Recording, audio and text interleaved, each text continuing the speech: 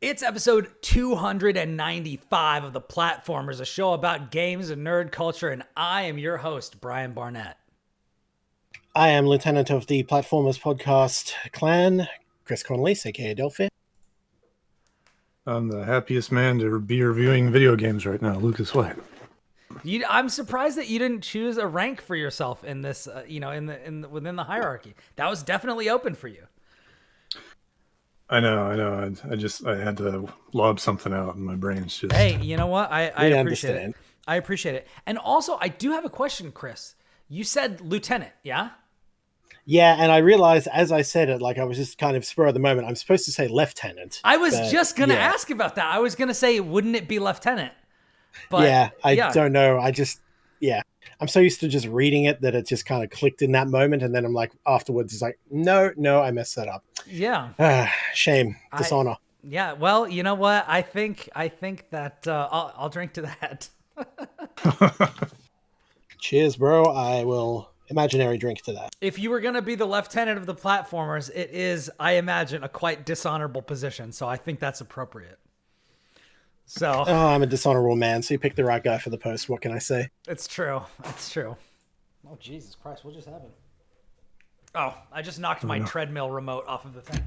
I have a flat treadmill under my desk because this is a sit-stand desk. But the treadmill is dreadfully slightly too narrow for me. So sometimes I'll like clip the back of it or something like that. Anyways, it's got a remote with like a dead switch or whatever. So like if you fall off or something, like you're supposed to have it clipped onto you and it pulls the magnet off and it emergency stops. But I just fasten it to that and then set it on somewhere else because I'm a grown man. I know how to walk on something without falling to my doom. Hopefully that's always true. If you fall, you choose not to get up. It's true. That's true. But dang, is my ice all gone?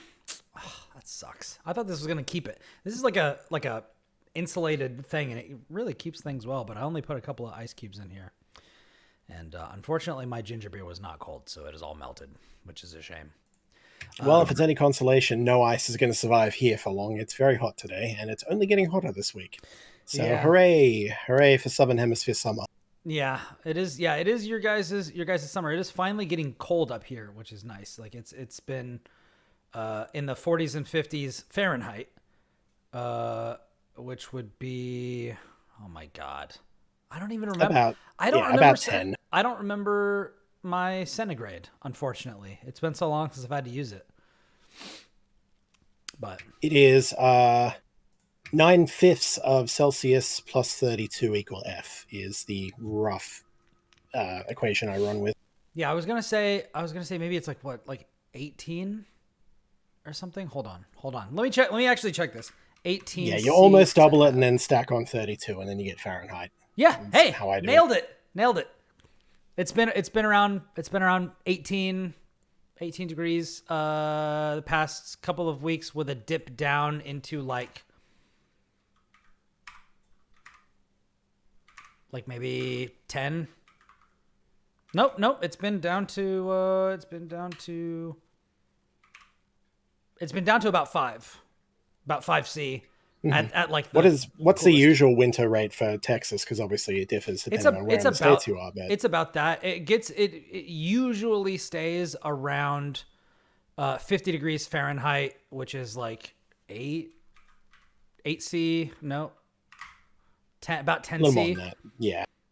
So like 4 to 10 is like pretty close. It does get down to 0 sometimes. Not very often, and the precipitation is not so common around here. So typically, if we get snow, it's only like for the morning, and then it's just gone. And I think the last time it snowed like seriously around here was the year of the big freeze, where the power went out. Yeah, where the power went out, and we were afraid for our lives, which was 3 years ago, because it was when Riley was a baby. Is that when Ted Cruz fled the country? Yes, or tried yes, to? It is. And then tried to blame it on his daughters. Yes, it is. That's exactly when that happened. You have an excellent memory. Solidarity, because same thing happened when we had the big fires in Australia in 2019. Our prime minister just fucked off for a while. Found him in Hawaii, forced him to come back out of guilt. Incredible. Yep, Shameful. okay, cool. Shameful. Really ridiculous. But yeah, so typically typically it's around there. It'll get down there, but it doesn't stay around freezing much. So it's typically like a cold fall somewhere else in the States. But yeah, it's not too bad. The trade-off, there were actually some people who lived around the Great Lakes in the United States who moved down to Texas because the winters are like pretty mild generally. If they don't like the cold. I don't like the hot, so I'd rather move somewhere where it had a cold winter because the summers are super hot and they're just getting hotter. It is one of those situations where, like, I'm not trying to bog down the show, and I promise you we will get to some really fun stuff not that long. Well, it's my fault. I did ask the question. But no, it's fine. This is a conversational podcast, and this is where the conversation went, so that's where we're going. But like I saw the the climate scientists like forecasting that 2024 is going to be the hottest year in human history, and I'm just like, see, I could have done without that. Like, if you were saying it was the coldest year in human history, I'd be like, okay, I can deal with that. But there's only, as I always say, you can always put on more clothes, but you can only take off so much before you get arrested for indecent exposure. Yeah, that's my logic as well. Yeah. But, and it certainly has not helped things with me watching, like, Last Week Tonight with John Oliver talking about carbon credits and stuff like that and how it's actually making things worse and not actually making things better. I'm just like, I want to say that we deserve nice things. I want to say that I am hopeful about the future, but I find that so difficult to be, particularly as somebody who is also not the religious man that I once was, that believed that there was a big thumb on the scales in some way. Yeah, well, they would tax that thumb anyway if they really wanted to. So, thumb tax. Ha. Anyways, so let's talk about some better stuff. Let's talk about some happier stuff. You don't want to talk about depressed robot people? I do not want to talk about depressed robot people. Let's talk about something profoundly happier. So, Lucas, why don't we talk about the Avatar game? I'm fucking with you. Fucking with you. We do not have to talk about that. We do not have to. In fact, I have no idea when the embargo is, or whether anybody even has it. But yeah. Anyway, so let's talk about. We have a lot of things. We do have a lot of things to talk about this week, and we really have just an absolute embarrassment of riches. So let's follow the path of our hearts. So I have 5 games to talk about. Goodness. Yeah, I'm on vacation, baby. Black Friday, Cyber You've Monday got all is the time to catch up on them. So Black Friday, Cyber Monday is over. So this, like, ever since Friday, I think I've just been vibing and playing games, and that is it. And it's awesome. So I started and beat a game since the last time that we played, and I also played at least 5 new games. Yeah, 5 new games. So we can start with any of them. We can start with what you guys have been doing. Let's just put all of our cards on the table. So these last couple of days, I've played Starfield, Cassette Beasts, Cocoon, Star Wars Jedi Survivor, and Slay the Princess. All games I either have played or need to get to because yeah. And so Kris, what do you bring into this episode? Surprisingly little. Like with the GOTY episode coming up, it's like, yeah, I should play all these games, and then I didn't. I sat around and played multiplayer games with friends and had a great time with it. But I didn't really make much progress. So the only real forward momentum I have is more on Persona 5 Tactica. Nice. Other than that, most of it is just, I played a bunch of Darktide, I played a bit of WoW Classic, and I played way too much Heroes of the Storm again. Nice. So that's basically just the ongoing process. But yeah. Is it possible to play way too much Heroes of the Storm, the best MOBA that exists? Well, jury's still out on that. And personally, my excuse is, well, I'm catching up for the 5 years I didn't play the game. Yeah. So, I've more than caught up at this point because ye gods. But now I will say I enjoy it too much. I can't stop it. So yeah, I said the greatest MOBA to ever exist. I will say I am a really big fan of the original mod, like Warcraft 3 mod, Defense of the Ancients. Dota All Stars, yeah. Yeah. But apart from that, I do think that Heroes of the Storm is probably my favorite. I played Gul'dan when I played the game. I used to play with my friends a lot. Like, I basically just picked like my favorite characters from that. The funny thing was, when we were looking at it the other day, I was like, am I looking at the right game? Because there are so many characters that have been introduced since I stopped playing. Like, I played it heavy. I played it like really heavy as soon as it came out. But then I fell off, and I was going through the character list, and I was like, holy shit, they have so many characters that I think it's something like 90 now. I've never and even... two of them are OCs. So. Yeah, and I've never heard of like a lot of them, or they would be characters that like, man, I really wish this character was out like when I was playing. Because like Kel'Thuzad is literally the reason why I chose Horde when I started playing World of Warcraft in the vanilla campaign. I was like, dude, Kel'Thuzad is the coolest. I'm going to make a skeleton and I'm going to do ice magic. And that's why I made an undead mage in the game, is because I was like, Kel'Thuzad is too cool. Like, Kel'Thuzad is awesome, both in, Heroes and outside of Heroes. So. Yeah. Okay, so we got some multiplayer stuff. That's good. Lucas, what do you have? What do you have for this episode? I know we have a couple of things that we were thinking about talking about together as well, which I didn't mention. Yeah. So like you got a hold of Crymachina, so I used that as an excuse to play that. And I got about like 8-ish hours into that, and was like, man, now I feel like playing Crystar. So I went back and played through all of Crystar on Switch before I went back to Crymachina. And then I've also been playing the new Dragon Quest Monsters that just came out. Oh, nice. I didn't even realize that was out yet. So. They're the Square Enix for you, not telling you about the good games when they come out. It's pretty wild. The kind of meager marketing budgets that some of these games are getting, even though they are part of major IPs. But yeah, like Neo: The World Ends With You, that nobody realized it came out when it came out, and barely sold anything, and they called it failure. And it's like, this game rules. This is my goatee. Fuck off. Yeah. It's also weird because like it's also not consistent with like what they consider like a big enough deal to be loud about and what they do and don't give like a physical copy. It's like all over the place. It doesn't make any sense. Yeah. Like, this game has a physical copy, and like I'm pretty sure they didn't actually put review code out until the night before launch for anybody. Dang. Like I was on the Dragon Quest subreddit, and everyone was just like, why aren't there any reviews out for this? Just like, God, it comes out tomorrow. Oh no.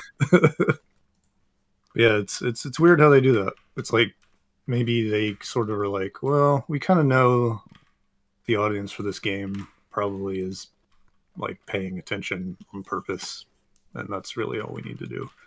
So they throw out like some internet ads and call it a night. Yeah, you don't need to get newcomers into this. It's it's an established brand for sickos, and so sickos will be paying attention. Maybe that's the idea. That's what I would guess. But then I didn't realize it, and I'm one of said sickos, so who knew? Yeah, it's good. You're missing out. I also did play Slay the Princess. I think we were talking about that a little bit. I just happened to play that just for funsies like a couple weeks ago. I guess that's it. I played Turok 3 for Shack News and reviewed it, but I don't really like. There's nothing to say about that game. Yeah. Like at all. It's Turok 3. Yeah. You know what you're getting. That's basically it. Yeah, I think they really just did it out of like obligation. They're like, well, we did the first two, and those are the ones people like, and then there's this third one, and there's more. But this is kind of where the series may well have stopped. Yeah. So all right, we did the trilogy. We're good. We're gonna move on. Yeah. Peace. We out. What was that thing? Oh my God, who was talking about that? Was it Thomas? It was talking about the Peter Molyneaux Molyneaux thing. Yeah. What a Oh, great I missed thing. this. What happened there? Apparently, Peter Molyneaux was bragging about the fact that in, what was it, Fable 2? Was it Fable 2? I think so. It was I think one it of the Fable fables, 2. I'm sure. In It's Peter Fable 2, Molyneaux. it's the first time that you can fight as a pregnant woman. And apparently Thomas brought up the fact that, oh, actually you got beat by like somewhere between 6 to 8 years by Turok. Turok 3. Which is amazing on like silly. several different levels. Like that's just an amazing little piece of trivia to be able to throw out if you're Thomas. And then also as Peter Molyneaux, like the idea, and I mean like you know, love him or hate him, I think it is very funny that like he imagines himself to be some revolutionary, you've never done this before thing, and instead it's actually something that you've totally done before. Yeah, and the reason people didn't do it more is because, like, It's okay, yeah, and great, yeah, great. yeah, very very You have silly. really moved the needle of, games as an art form by allowing this, Peter. Well done. Good job. What a character. Beaten to fighting as a pregnant character by 8 years. Onto the show notes it goes. Oh, it's just such a wonderful. I just love things like that where it's just like you get actual lead and it's just the silliest thing. I love it. It's very very silly. But yeah, so we can talk about any of these things, and I really don't have a preference for where we begin. Is anything really speaking to either of you? I'm happy to let you cede the floor to you guys since you have more new stuff to talk about, and I'll just chip in. So, Lucas, pick your poison. What's the first topic we should do? How about Crymachina? Okay, let's do it. You lead the way because you're further along in the game than I am. Okay. Gosh, where to start? Are you familiar, Brian, with like the sort of background of this game at all, or? No, not really. Actually, this is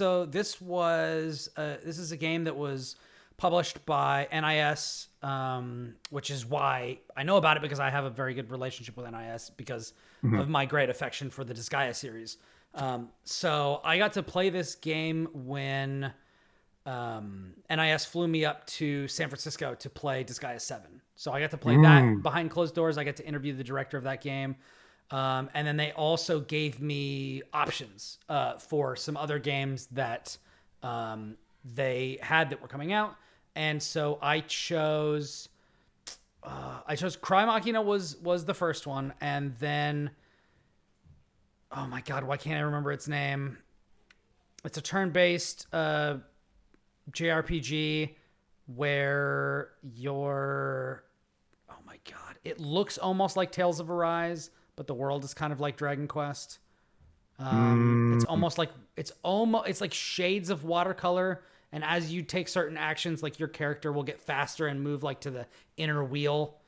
Oh my God, what is it called? This is gonna drive me nuts. No idea what you're talking about. That sounds interesting. yeah, I feel like you must have spoken about it. I before, did. I did talk about it before. I just can't remember the name. Trails of Cold Steel, Legend of Legacy, Crymachina, Legend of Nysa, Boundless Trails, Monochrome Mobius. Yeah, that name does ring a bell. Yeah. Interesting. It was Monochrome Mobius. Rights and Wrongs Forgotten. Anyways, I think I completely missed that. so Okay. I played those games, and unfortunately, I was playing on a Switch build, and Crymachina did not look that good. It ran fine, but it looked pretty bad. So when I asked for a review key, I asked for one on PS5, and looks leagues better. Looks way better. As you would expect. Yes. Yeah. As you would hope. But like, not always the case. Like, and there are some games on Switch that run and look really good. Surprisingly sometimes. Yeah. I think Doom and Borderlands 3 both run and look pretty good on Switch. But this one, the change was noticeable, and so I had played through the intro during the kind of press briefing, And then I've played beyond that, but also like dug into kind of some of the systems around it, and some things like that. I'm still like pretty early, so I don't really know how it's gonna shake out. But what did vibe with me was the combat. I really like the idea of the world. I'm not familiar with Crystar. I actually did not think to ask if this was part of a series when I was just trying it out. I just thought it looked cool. I thought the art looked really neat, and I thought that the gameplay reminded me a lot of like Bayonetta or Devil May Cry, but set more in a world where they're trying to, you know, and I don't know how much the game gets into that, but one of the things that kind of drew me to it was looking at the idea of like, oh, what is humanity? Like, what are we beyond the lives of these bodies and things like this? I find those sorts of questions interesting. And like the Talos Principle also delves into those sorts of things. And there are other games that do it. Crymachina is far from the first game to tackle these sorts of issues, but I do love asking these questions and kind of seeing what different developers have to kind of offer to the dialogue. And then it's just fun to mash buttons and slashy, you know what I mean? So yeah, it's a really common thing, especially in like sci-fi anime, right? Yep. Ghost in the Shell, so on and so forth. Yeah, cyberpunk stuff. Like, they love their existentialism. Oh yeah, you know, you bring in AI, you bring in inorganic body parts. Where you're like, are you still alive? Are you still a human? Blah, blah, blah. What is the percentage point where it cuts off? Exactly. How much meat do you still require? Which is interesting because I definitely do have my thoughts on those topics.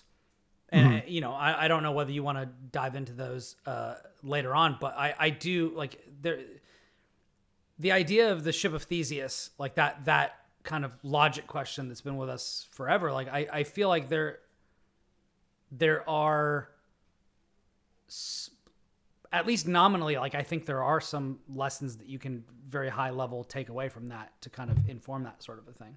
And I think that also goes into like, you know, looking at like even not the game doesn't get into this, but like looking at phantom pain and like amputations and things like that. Like I think that these all, you know, what is our soul and our humanity in our flesh, or is it something more? Is it in our consciousness? Is it something else? Yeah. But the angle, definitely an interesting question. Yeah, definitely the angle Crymachina takes is kind of interesting. I don't know how much it has gotten into it where you are, but the premise is basically like humanity has already been done for. Yeah, I feel like I'm only like maybe 2 hours in, or maybe slightly more. I'm way earlier than you are. Yeah. Gotcha. So yeah, I won't go too far into it, but it's basically like humanity's pretty much toast. Sometime during all this, they sort of created this set of like, I'm gonna say robot gods. That's very inaccurate, but it works for this. And it's basically like, okay, there's like 8 of you or something like that, and you're all gonna work together to save humanity. And it's too little, too late. As a Hail Mary, they launch the robot gods into space, and they're like, please try to save humanity in space somewhere. As they go about doing this, one of the entities sort of comes up with a solution, and is able to take human consciousness in data form and put it in a robot body. And they're like, look, it's people. And then the other robot deities are like, I don't know about that. Are you sure? And then they all kind of argue with each other, and then it escalates into violence.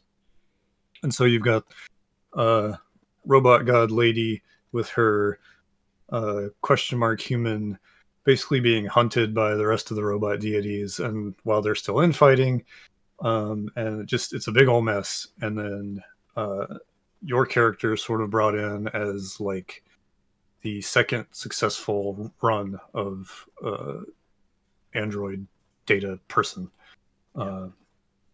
But from her perspective, she like dies in a hospital bed and then wakes up as this. So it's like Yeah. thousands of years in between.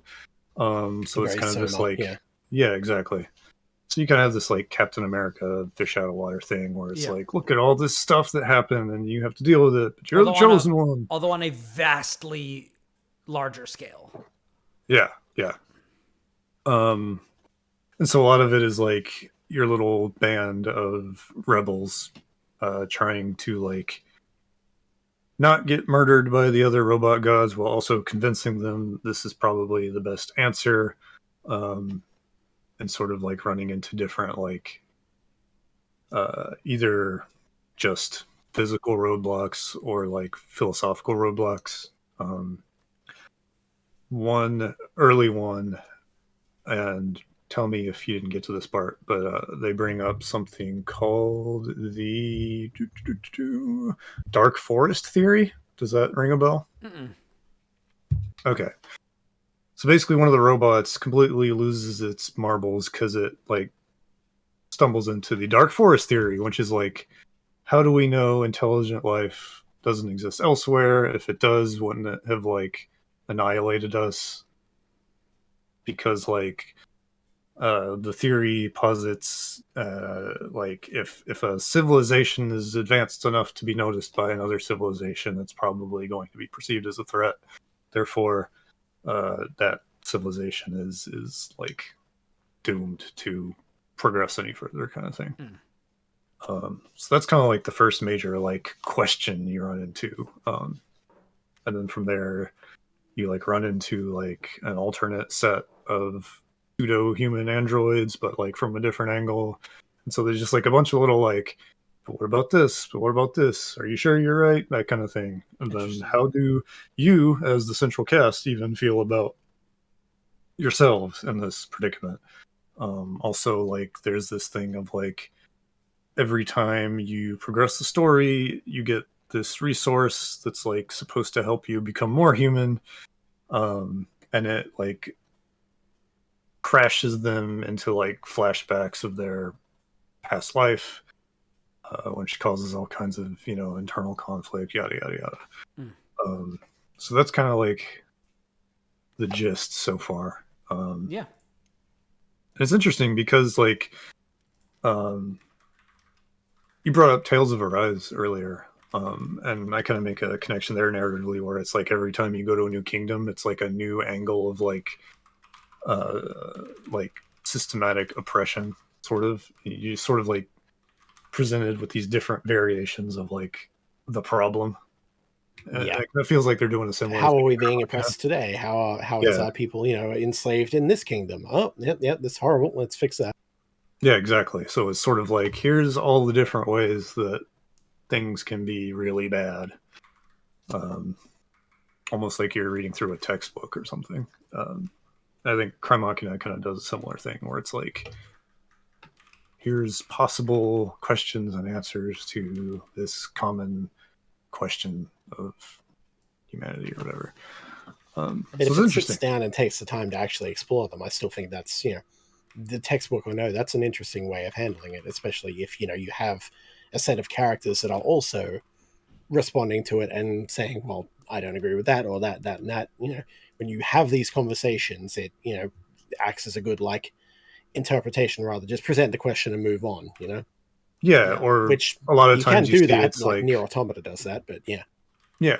Yeah, especially with like Nier Automata, like a lot of times it's just like, here's the two opposing viewpoints or whatever. And this one, it's like a branching path of like different ones, and then it kind of like gives each one its own time. It's like Monster of the Week with like philosophy. Yeah. Existential breakdown of the week. I like that a lot, and that the fact that it gets into all of these sorts of ideas makes me even more interested to continue with it, even though I'm juggling so many games right now. But yeah, I really like that. I also think that there are a lot of like discussions about like, oh, what about other intelligent life and potential evidence of intelligent life elsewhere in the universe, and the idea that like, would they view us as a threat? Would they view us with curiosity? Like, I think it does kind of speak to humanity's fear of things that go bump in the night and just our general kind of timidness in nature, that our first thought is, well, let's not tell anybody that we're here because they're probably going to come and try to kill us, because that's what we would do if we were them. And it's like, which is really kind of fucked up. It's like, all right, come on, guys. It's like, bro, we can't just like they would try to harvest us for resources. Settle down there, capitalism. It's like, why are we telling on ourselves like this? And it's just like, bro, why can't it be Star Trek? Right? Like, I was talking to Jonas and Verena Karatzis, the two of the writers behind the Talos Principle 2, about this. And we were talking about how much we all really like Star Trek because it actually has a hopeful and optimistic view of the future. It has a vision of the future that lies beyond the problems that we face now. And like the how depressing it is that so much of our fiction that looks forward is not hopeful. Including the new takes on Star Trek. Including the new Star Trek, where there is like scarcity and drug addicts and exploited people groups, which is something that was not true. Yeah, all the problems of, the past have been brought up again so they can say, look, isn't this bad? This is, a metaphor for social issues that we face now, except handled really poorly and not telling anyone anything that we don't already know. And also completely, friggin' crashing everything that was there previously. It's like, that's not what Star Trek is about. Go make Firefly. Go do something like that. Yeah, it's complete revisionism, and it really sucks because that was the thing that Star Trek really had going for it. Very hopeful sci-fi. Very, diplomacy and science and moral considerations and such. It's why the peak is still just, Next Generation, like after the first couple of seasons when they really got into the idea of it. Yeah. And also, like, I love it. And it's so charming when, you look at, even in the original run of the series, when they would run into somebody and they would make some comment about, like, Uhura or something like that. And they were like, oh, a long time, like, and they have to explain stuff to them, of being like, oh, a long time ago, like, humans used to dislike each other for looking or being different from one another. Like these isn't that like cute and weird that like humans so used dumb to think that? Like that's such isn't a that really dumb? Stare at camera. Yeah, isn't that such a silly idea that makes no sense whatsoever under literally any layer of scrutiny? Yeah, it is. Yeah, but it is. Anyways, but that sounds pretty cool. How do you feel like it's all sort of like dressed up around like just a really fast-paced button mashy action game. Yeah. And at least I've kind of had struggles with. Go ahead. Well, I was going to say, at least to the point where I've gotten to, it feels like it does the action pretty well. How is it like 8 hours in? I think it is way better. I want to mention Crystar in a minute, but it's definitely a step up from where that was. That is to say, like, just in terms of like having a little more complexity to it, a little more speed. I think there are times where it suffers from just like there's so much in terms of like the special effects that it's kind of hard to see what's happening if you go in a little too hard. Gotcha. Therefore, it's like, oh, I was probably supposed to dodge there, but I barely saw the flashy light, even though it was a flashy light. Gotcha. But like it flows really well. Like it's got really interesting. It's got funnels. You love a good funnel in a sci-fi combat. You know what I mean? We love a good funnel. Love funnels. So figuring that out is cool. Like I don't know if there was a lot of that when you were playing, but you get these like shoulder equipment.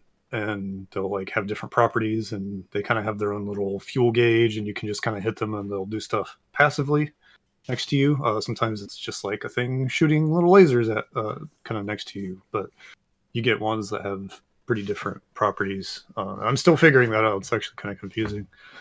But like it's not nearly as like complex or creativity oriented as like a Devil May Cry, but I think it does what it wants to do pretty well. It's very, like I love an action game if it's simple, if it's like fast and the buttons, do what I want them to do when I press them. So even if it's like responsive, feels good to play. Exactly. Can't go wrong. Yeah. Nice. And I guess like the only thing I really wanted to mention, I keep saying Crystar just because I love that game. So Crymachina's produced, developed. It's got some like I don't know what you call them, mercenary developers or whatever, but it's put out by Furyu. And Furyu is a company that has only been around kind of scarcely over the years. And was even like at one point, I think, kind of really slowing down, but they came back recently. But they put out stuff like Crystar. They put out Legend of Legacy, which I believe is about to get remastered. Yeah, it is by NIS as well. Yeah, Alliance Alive, which was the one I was trying to say before that came out, remastered recently. There's other really interesting stuff that they put out several years ago that I'm blanking on. Did they do the Salata Robo ones, or am I thinking the same devs? Or maybe I want to say they did Seventh Dragon, but I could be totally wrong on that. And I can look that up. Really one thing I think is really interesting is the differentiation between the critical reception of Crystar and the community reception, because both on Steam it has a 9 out of 10. And on Metacritic, it is universal acclaim. It is a 9.5 from user ratings, while the critic average is 67, which is a ridiculous disparity. Yeah, pretty much the very definition of a sicko game. For fans of the genre, that sort of a thing. Kinda. I think I was wrong about Seventh Dragon, by the way. Okay. But, to do stuff like Unchained Blades or Hero Land, just like a bunch of weird Japanese RPG games that don't really have like IP ties. They're kind of like AA JRPGs. Yeah. So basically, like Crystar and Crymachina. They did the Caligula effect. Interesting. Yeah. It's like. Oh, and Monarch, which was another NIS thing from recently. True. Monarch was weird. But it's like a lot of these games, it's like the gameplay is very simple and functional, and gets the probably repetitive dings and reviews and stuff, but the vibes are just really intense. You know what I mean? Yeah. Like the art style is always really like just like Crymachina, like the eyes of the characters and just like the way the lines are kind of wispy, and it's just like really like in your face. Like there's a message trying to be very stylized. Yeah. And like Crystar has sort of similar vibes to Crymachina, but it's more about like very human stuff. Like it's very heavily about like depression and anxiety and trauma and stuff. Whereas Crymachina is more like sci-fi existential. It asks broader questions. Yeah. Crystar is like, what do you do when you can't, make yourself get out of bed? But there's problems that need to be dealt with, kind of thing. It sounds like Crystar is like very zoomed in on the personal experience, whereas Crymachina is like zoomed out and like, let's look at big picture. Exactly. Yeah. So I think I haven't really super gone into like, all right, who was involved in which game and did what, because they're very loosely connected. It's like similar creative leads and similar like vibes, and the art's very similar. Again, like got really big focus on the characters' eyes, where they're like, but not necessarily like a direct sequel or anything. Exactly. But if you look, it's like the characters, they all have pale skin, but their eyes are like really deep blue or red or something. It's just like supposed to be really striking. They're incredible. Yeah, they're very, very striking. It's one of the first things that you notice, even if you're just looking at you'd have to like zoom in on the cover art, but like it's there. They're very like striking blue eyes, like almost like they got that Mako look, or whatever. Yeah. But, and you can just tell, like, each of these characters is just miserable. That's so like written on. I'm curious, Lucas. Do you feel like the reason that they did that, the reason why they made Crymachina and had it as like part of the Cry series is because with fans, at least, there is enough like goodwill and name recognition to trade on. Like, do you think that's why? Or do you think it's because, do you think it's more because they wanted to go on like, it's not just a button masher. They want to ask questions that you engage with somewhat seriously, at least. I think it's the second one. I think that these games are made modestly enough that they don't have to sell a ton to continue.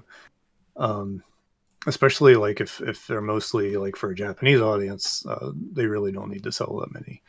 And then like it's kind of, they get localized because you have to localize games now.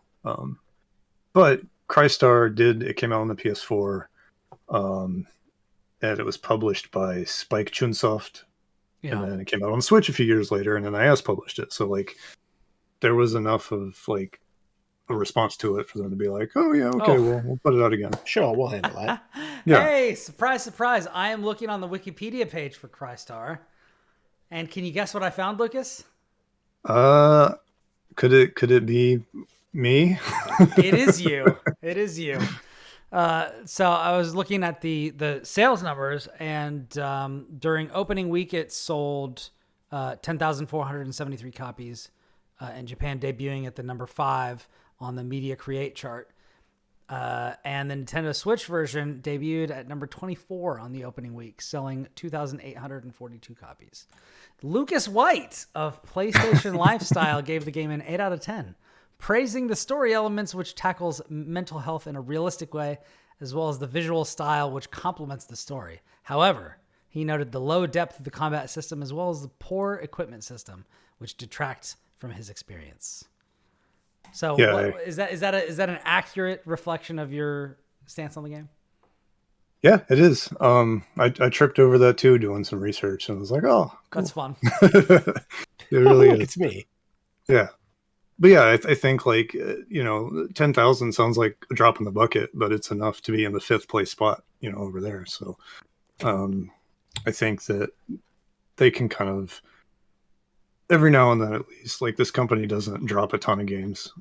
It seems like they're able to just be like, oh, let's try something weird and throw it out there and see what happens. And they're steady and they're throwing out what they want to do, evidently. Exactly. So, it seems to be, working out for them. And they don't always land. Like, I haven't had huge amount of love for the games I've played from them. But, more power to them for doing it and getting it out there. And it's like, yeah, if you do more games by the sounds of it like this, where you have more to tell and have more interesting story concepts that are being explored, I'm like, yeah, more power to you. I'll definitely have to check that out at some point. Yeah, exactly. Like I bounced right off of Monarch, but it was certainly an interesting game. Yeah, it was that game was definitely not for me, for sure. Yeah. It was... Yeah, I played the demo of that one, and yeah, like I was kind of keen on it beforehand, and then afterwards I'm like, not for me. There was just a few too many things. I'm just like, red flags here. I'm not gonna touch this one. 100%. But when I saw that Crymachina was coming out, I was like, wait, that sounds familiar. That looks familiar. Oh, hell yeah. Let's go. Yeah. Yeah, it's cool that like since NIS is putting it out, they have way more presence than Spike Chunsoft does and did back when Crystar came out the first time. Especially in the West as well. Yeah. Exactly.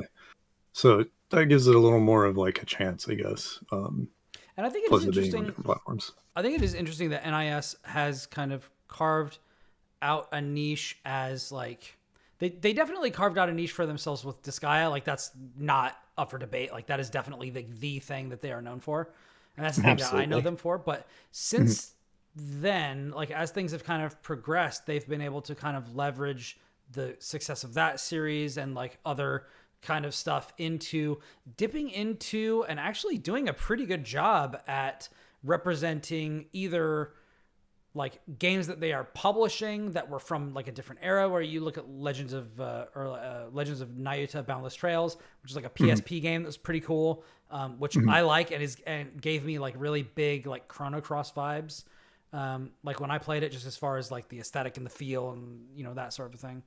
Not the combat is completely different, but and then we've got One would hope so.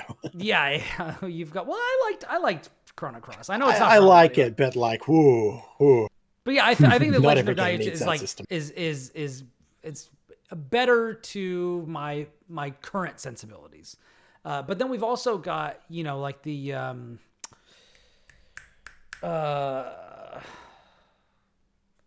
Labyrinth of They took Refrain, over. the Labyrinth of They took the other over ones, the Trail series from Xseed. Oh man, so- the Labyrinth games are so good. Yeah, which I've never been a person. This is like kind of just a weird sticking point for me, but like I've never liked RPGs where you can't see your character. I don't like first person RPGs at all. I like being able to see my characters. That's why Final Fantasy vibed with me so much. Is like I can see like Zidane wagging his little tail and having his two little daggers on the front lines. But the visual aspect does help for sure. Of those first person ones, like I never got into it's the Persona spinoff that's first person. Persona Q. I was gonna say even before then. Like, maybe just even the Shin Megami Tensei games where it's where there was first person. The first Persona 1, yeah. The first Persona was just first person. And then there was also I think Devil Summoner was that also.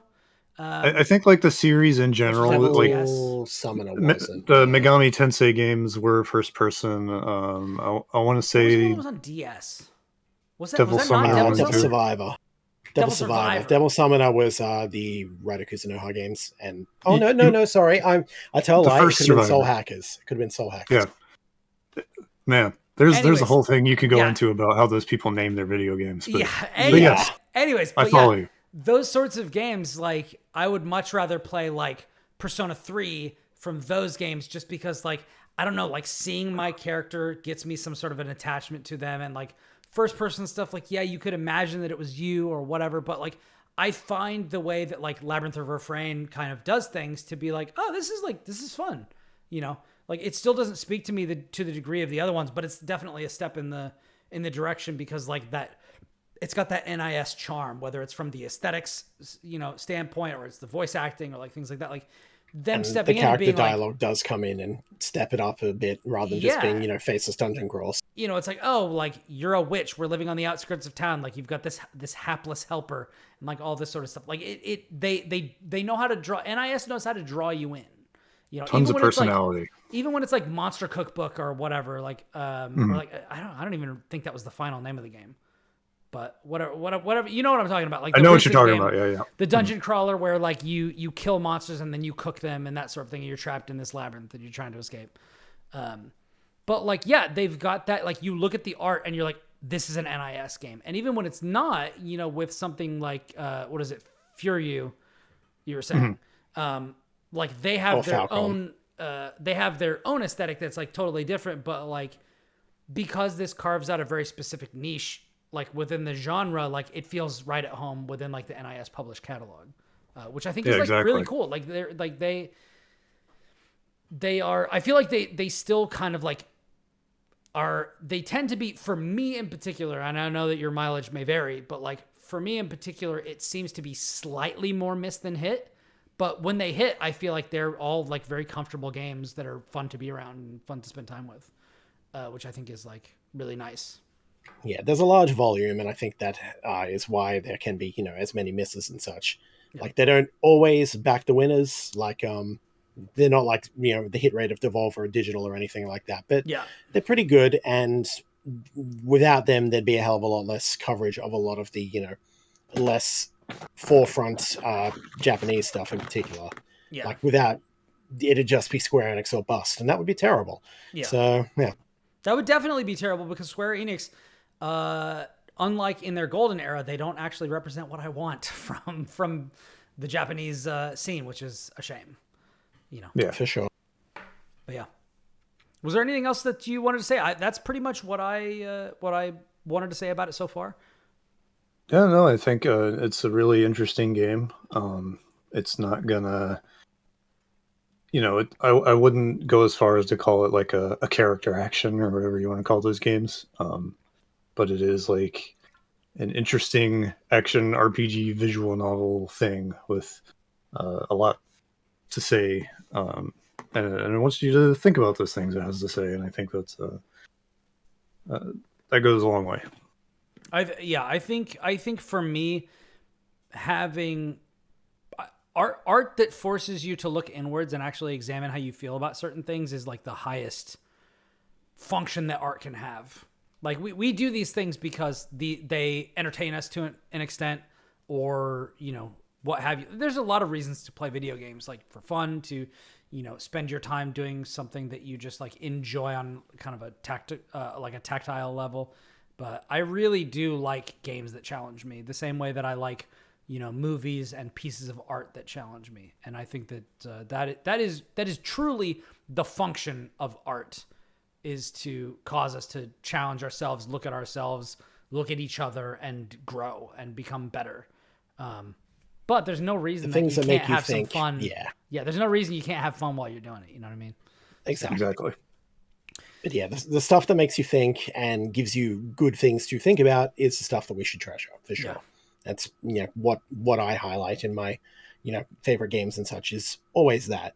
As good as it can be to play, that's not why I picked something like Baldur's Gate 2, Yeah. Yeah. No, I think, and obviously, like, as I've said before, like, your mileage may vary. I think Baldur's Gate 2 plays very, very well, but that is not what the game does. But that's not what I'm for. Yeah.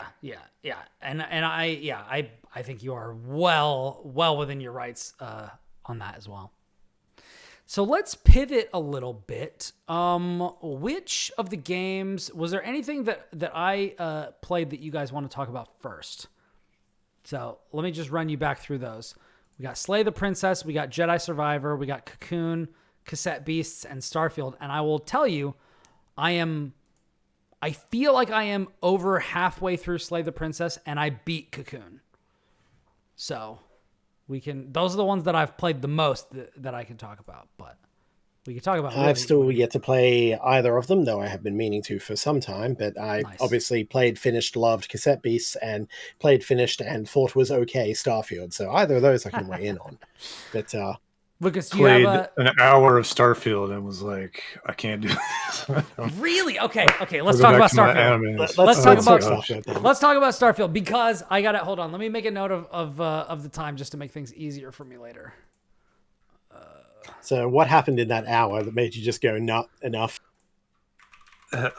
Like you start the game and you're going through the mine and you have like the people getting in your face, Elder Scrolls style, and then you go up to the surface and some dudes shoot at you, and you shoot at the dude, finally awake, and then it spits you out in space in the spaceship, and it's just like so slow, and it's just like the hook didn't get me. I was just bored. That's fair enough. It's kind of like I know what this is, and I'm happy for everyone who vibes with it, but my dopamine it's a has very dried slow up. start, that's for sure. And I don't blame you. So Kris, like, what do you? I mean, I know that you've talked about this game before. Are you just curious to hear what I think, or do you have something that you want to say in response to what? No, you've heard what I had to say before, so I just want to hear what you guys think before I weigh in on it. Because So I had the exact opposite approach. Okay. I booted up Starfield. Was like, all right, let me make my character. This is gonna take a while. Let me get my pink-haired lady, with my outfit. I was I don't know why I'm mining, because I was definitely a diplomat. Let me laser these rocks. Yeah, and then when I told the people down there in the mines, like, you used to be a diplomat? You must have said the wrong thing to somebody to get put down here, which I thought was a very fun line. I actually thought it got very snappily to it. Like, everybody was talking about being having a slow intro. I did not feel that at all. And let me tell you, by the time, so I basically just followed what was going on. I was like, oh, they gave me a TARS, from Interstellar. That's pretty cool. And then I was like, bro, why are you gonna, the guy was like, oh, I'll stay here and you can go. There'll be a prisoner exchange. And I'm like, bro, why would you stay? Why are you staying here? What are you doing? But then I took off, fought in space, had fun doing that. Reminded me of Star Wars Squadrons, which is also a game that I, enjoyed. And and then flew to the place to find like the pirate captain or whatever. Like stealthed through, hacked into some stuff, like killed some Picked up people. all kinds of random pieces of garbage that Hell these yeah, games baby! love to make Hell you do. yeah, baby! I picked up I was looting somebody and it said Grendel, and I was like, wait. What is the villain from Beowulf doing here? Like, yes! Got it. Yeah. I got Lucas to do a spit take. Fuck yeah. Oh, incredible. I love it. Beowulf. Why is Grendel in the pocket of this space pirate? That doesn't make any sense at all. He's Yeah, screaming why at is the he in moon. multiple? We get lots of those fucking things. But yeah, so I saw like the little lobster outside. You know, I was reading these manuals about how this was like some, alien mind control place where they were like fashioning these things and like sticking them to them to try to make like a joint strike force of mind controlled, really dangerous alpha predators and like mercenaries. The to go out Xeno and do Warfare that. Division. Yeah. And then they had like the what is it? The terror morph, which like obviously is going to come back later. I'm expecting that to be like the Death Claw or something equivalent. More or less. But yeah, then I tried to like talk my way out of things, with the guy at the end, and try as I might, like he just was not having it. I think I said the wrong thing at the very end, but I was just like, bro, like, do you want to trade ships like right now? Like there's nothing in, like the robot says there's nothing of value in there. I believe the robot. I will literally trade ships. I bet your ship is even nicer than mine. Like, I don't give a fuck. Like, let's do this. And he was like, really? You just hand over your ship right now? And then I said something afterwards, and I think it just wasn't the right one, because they do explain it beforehand. They're like, all of the other stuff doesn't matter. Like, your final choice is the one that matters. Everything else just kind of like leans into it. And so I guess I just picked the wrong thing at the end, and then I had to have a shootout. But yeah, all I could think when I turned the game off at that point was, man, I really like Starfield. Like, this is so fun. Like, I'm so ready for this. And maybe it's because, like, I think let me think about this. When did Fallout 4 come out? That might have been 2016, I want to say, maybe earlier. And then I almost 2015. played. And then I almost played Outer Worlds, but I bounced off of it early because I was like, I don't really feel like it. Yeah, that one didn't do it. It's very underwhelming. I got to the first, town and did like a couple of things in there, and I'm just like, and then I quit. Yeah. And I'm trying to think like what else would have been. The last Assassin's Creed game I played was a little bit of Odyssey. And then they level gated me out of the game.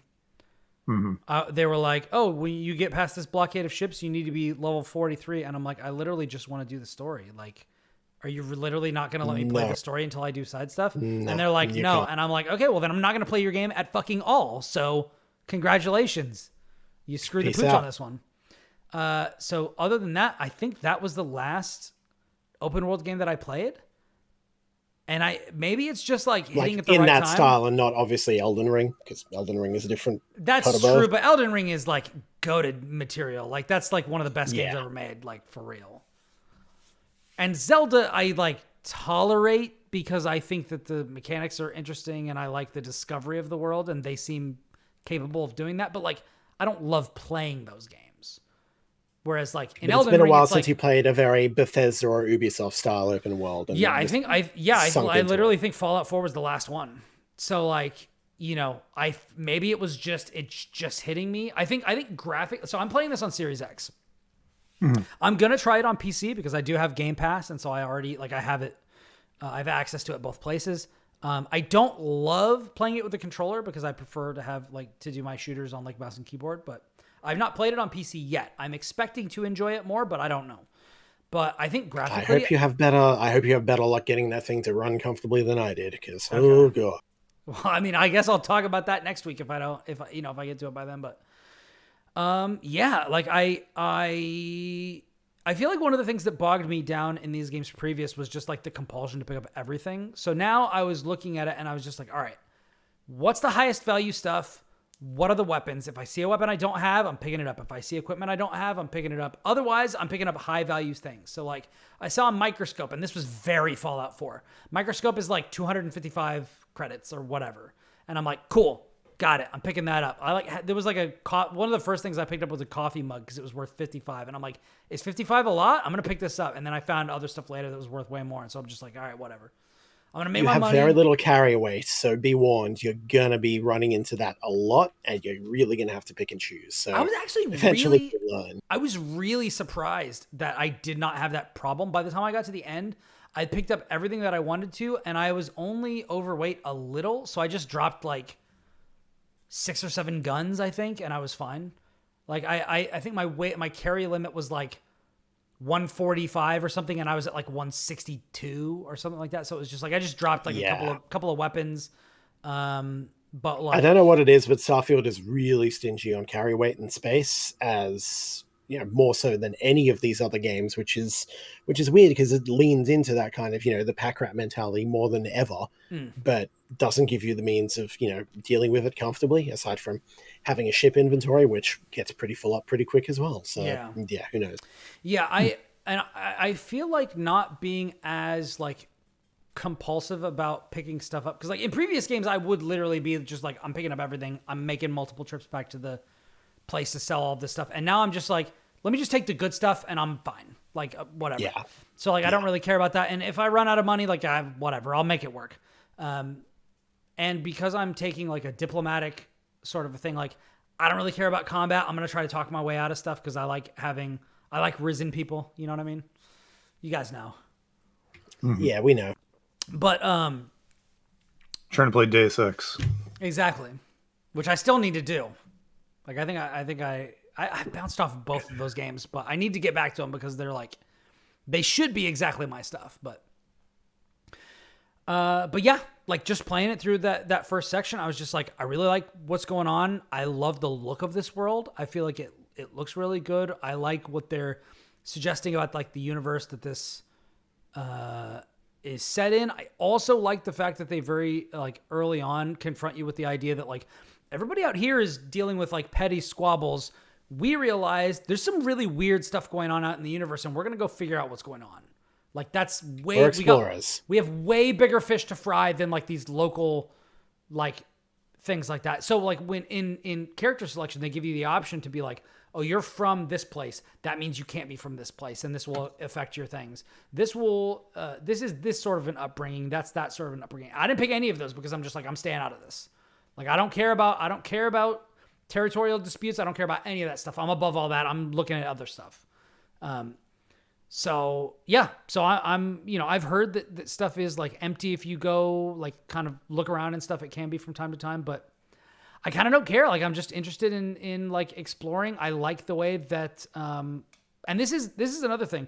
One of Bethesda's problems, and we're going to get into this because we're going to talk about the Grand Theft Auto 6 trailer. I don't know if either of you have had a chance to look at it. I watched it. I had no interest, but I'll take a look at something. I don't know why I did, but I did. I cover Grand Theft Auto stuff for the IGN Wikis team. Like that would do it. Basically rewrote the entire guide for Grand Theft Auto 5, at least as far as collectibles is concerned, which is a ask, let me tell you. I can imagine, yeah. And then also for a while I handled all of the weekly updates for Red Dead Online and Grand Theft Auto Online. And now we don't cover Red Dead Online anymore, but I still do cover Grand Theft Auto Online. I have great connections over at Rockstar, so I imagine I will probably get a review key for Grand Theft Auto 6. So I'm planning on reviewing this game for this show, if not for other outlets. And, you know, I'm looking forward to that. But one thing I will say is and Will disagrees with this because he's a fan of Max Payne, which I have very limited experience with. But I have never played a game from Rockstar that played particularly well. Like I don't think their games play well.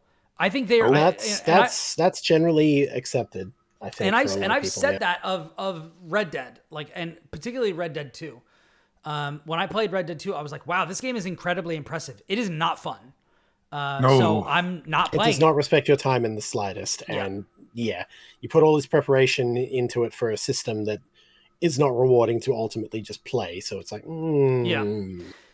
And the reason I bring that up now is because I feel like Bethesda developed games specifically, and I'm saying that very, very pointedly because I think that they publish some games that play incredibly well, like stuff from Arcane. We understand that machine that is games, a different baby. thing Doom, entirely. Wolfenstein, Dishonored. Those games play like a fucking dream. But Bethesda developed Bethesda games. has no involvement in their development, and it shows. Yeah, they don't really, and they're better for it, but they don't really play that well. But what I will say is I feel like they are getting better at that. Like, I feel like Skyrim plays decent to pretty good. Like, it's pretty good. It's not amazing. It's not great. Get you through it. It works. And I feel like Fallout 4 just works.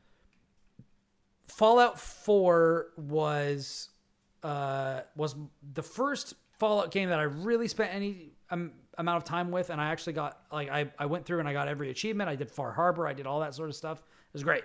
I really had a lot of fun with it. But the combat was not good. And with Starfield, it feels like they've improved it. Like, it feels considerably better. And so what I'm enjoying is I'm enjoying all the trappings of these sorts of expansive, immerse yourself in our universe sort of a thing, but with better combat.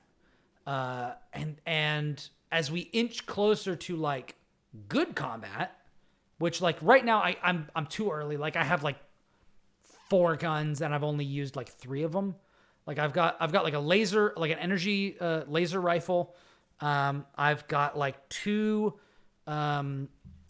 like submachine guns, kind of. One of them that looks like an MP5 that actually controls and handles pretty well. And then I've got a couple of pistols. You've seen at least the bulk of it. Not much is going to be added in terms of like varied weapons or out there exotic weapon types. Okay. From memory, there's a few little things and extra systems that you haven't fully gone into just yet, and some of the perks do hide more systems and such. But you've seen at least the core of it, so it'll be like that. For better and for worse, that's what you get for most of the game. Okay. Well, with that said, I feel like if this is about as deep as the combat goes, I will be a little bit disappointed, but I think that is still very serviceable. And I would much rather have a system like this where it's like pretty good, like maybe, I don't know, maybe 7 out of 10 gunplay right now, as opposed to like 4 out of 10, but with the VATS system. You know what I mean? Like I would much rather have this. It's serviceable. It gets the job done. It's entertaining enough. And that's not the primary focus of why you're in a Bethesda game anyway, you know? Yeah. And because like, I'm focusing the 3 on trying pillars to talk are, my... you know, explore, loot, shoot. And so and because I'm primarily trying to talk my way out of things, like if I play my cards right, I won't have to shoot anybody at all. Now, how successful I will be with that, we're going to find out. But right now, I am really enjoying it, and that is one of the games that I am planning to go back to. I do not think that I have the time to actually beat this game before Game of the Year, and I don't think it would be anywhere near winning my Game of the Year, even if I did, unless it like pulls out some amazing victory, you know, as I go on. Which like I can safely tell you it won't. Yeah. even though it gets better, I feel, but it doesn't hit that level. Yeah. But I will tell you, I am pleasantly surprised. I have really enjoyed what I've played with it so far. So I guess you can take that for what it's worth. I mean, it sounds like you like to just sit there and like soak in the lore, which I think like I was definitely reading through all the like every computer terminal. I was like, okay, what's going on with this? And they're like, hey, we got to step 2 of this process, and I was like, yeah, I read all that stuff, and it was all right. Yeah, if you're the kind of player that like that stuff grabs you, like that totally makes sense why you like the game. Yeah. Whereas I'm just like reading. I can't do that. I'm just going to keep walking. Found the non-Morrowind enjoyer. Gotcha. I'm the guy who will sit there and be like, all right, do I have a copy of this book? previous? No? Okay, then I'm picking it up and I'm taking it with me Hell to add it to my collection. Am I going to read them Fine later? addition to Who the knows? collection. But, maybe I will. But Yeah, I get the it. major advice I can give you if you're going to continue Starfield is stick to the curated content. Don't just go, oh, what's over here? Don't go randomly exploring. Don't look for even basic points of interest. No. Just find a quest, do a quest. Because, That makes sense. yeah, the bulk of the actual curated ones are where the vast majority of stuff is, and then you get into the stuff which is very clearly procedurally generated, and you start, running into the same old shit very quickly, and there's just not a lot of it. And yeah, it somehow turns into, a fast travel simulator and a walking simulator at the same time. So yeah. I don't know what people quests. expect. You know what I mean? Like when they want I didn't games to be expect much bigger and bigger and bigger. And then Here's it's the like, thing, there's Lucas. so many people But we complaining about don't. that. We I don't think want people them have to be turned bigger. away from that. But I don't mean you Bethesda guys. is still doing I mean, their thing. all the people yelling on Twitter about Yeah. it. It's, Like, what did you people expect? yeah. Well, It's they gonna wanted be Elden Proxy. Ring. That's the kind of thing. Yeah, it is truly a shame. And a really interesting thing, what was it?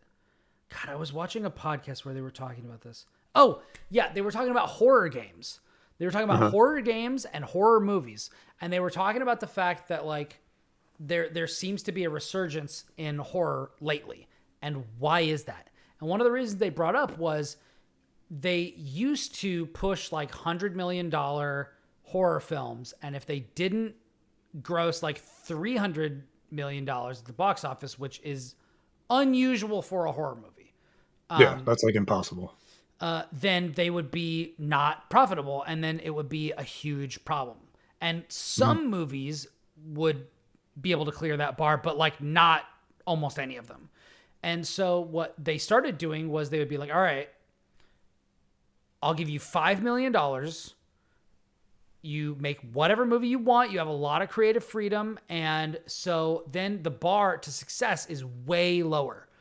If you do 10 million, 20 million or something like that, you're running a profit.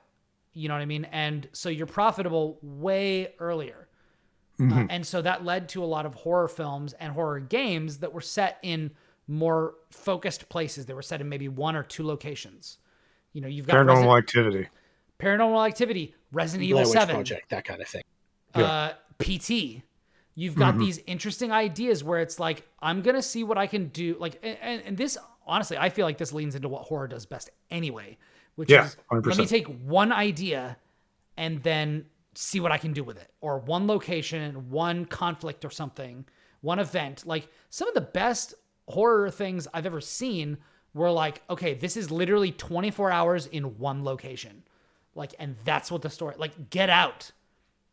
That's not set over a long period of time. And it's like really good. And that's even more, I think, extensive compared to like some of the other stuff, like Saw. Like Saw is set in like 2 rooms. Yeah. Like, and that's all it. It's more about the scenarios and the actual 3. locations and everything. Yeah, It's about ideas. Horror movies are about ideas, and horror games are about ideas too.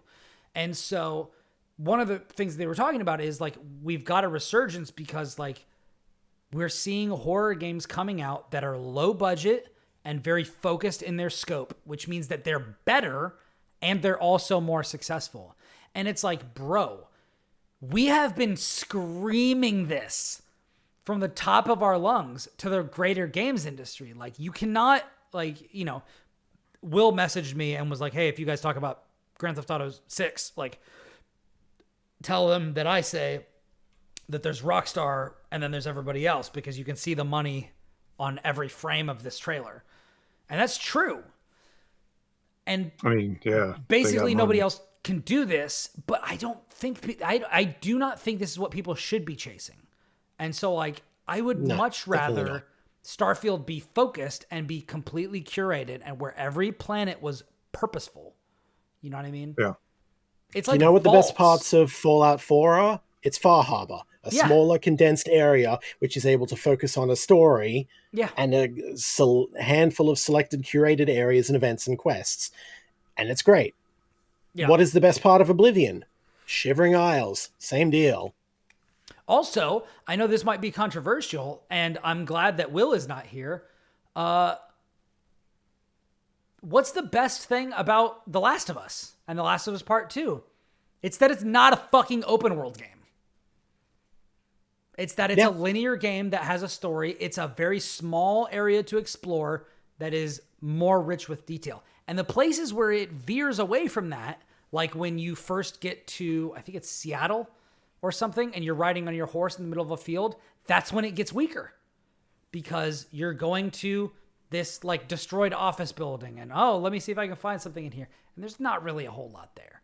The tighter it stays, the better it is. And I feel like this is like, you know, I don't need to say this again because we talk about this like all the time. But anyways. This is our mantra at this point. But yeah, like open world thumbs down. Yeah, one thing I think is, well, Focus I mean, your yeah, games. my stance and the official stance of the platform is if you're going to be open world, it better be the point of your game. If it's not the reason we're here, then get out of here with that shit. Like Elden Ring is a totally different game from Souls games because it's open world. And if you can't justify it, then stop it.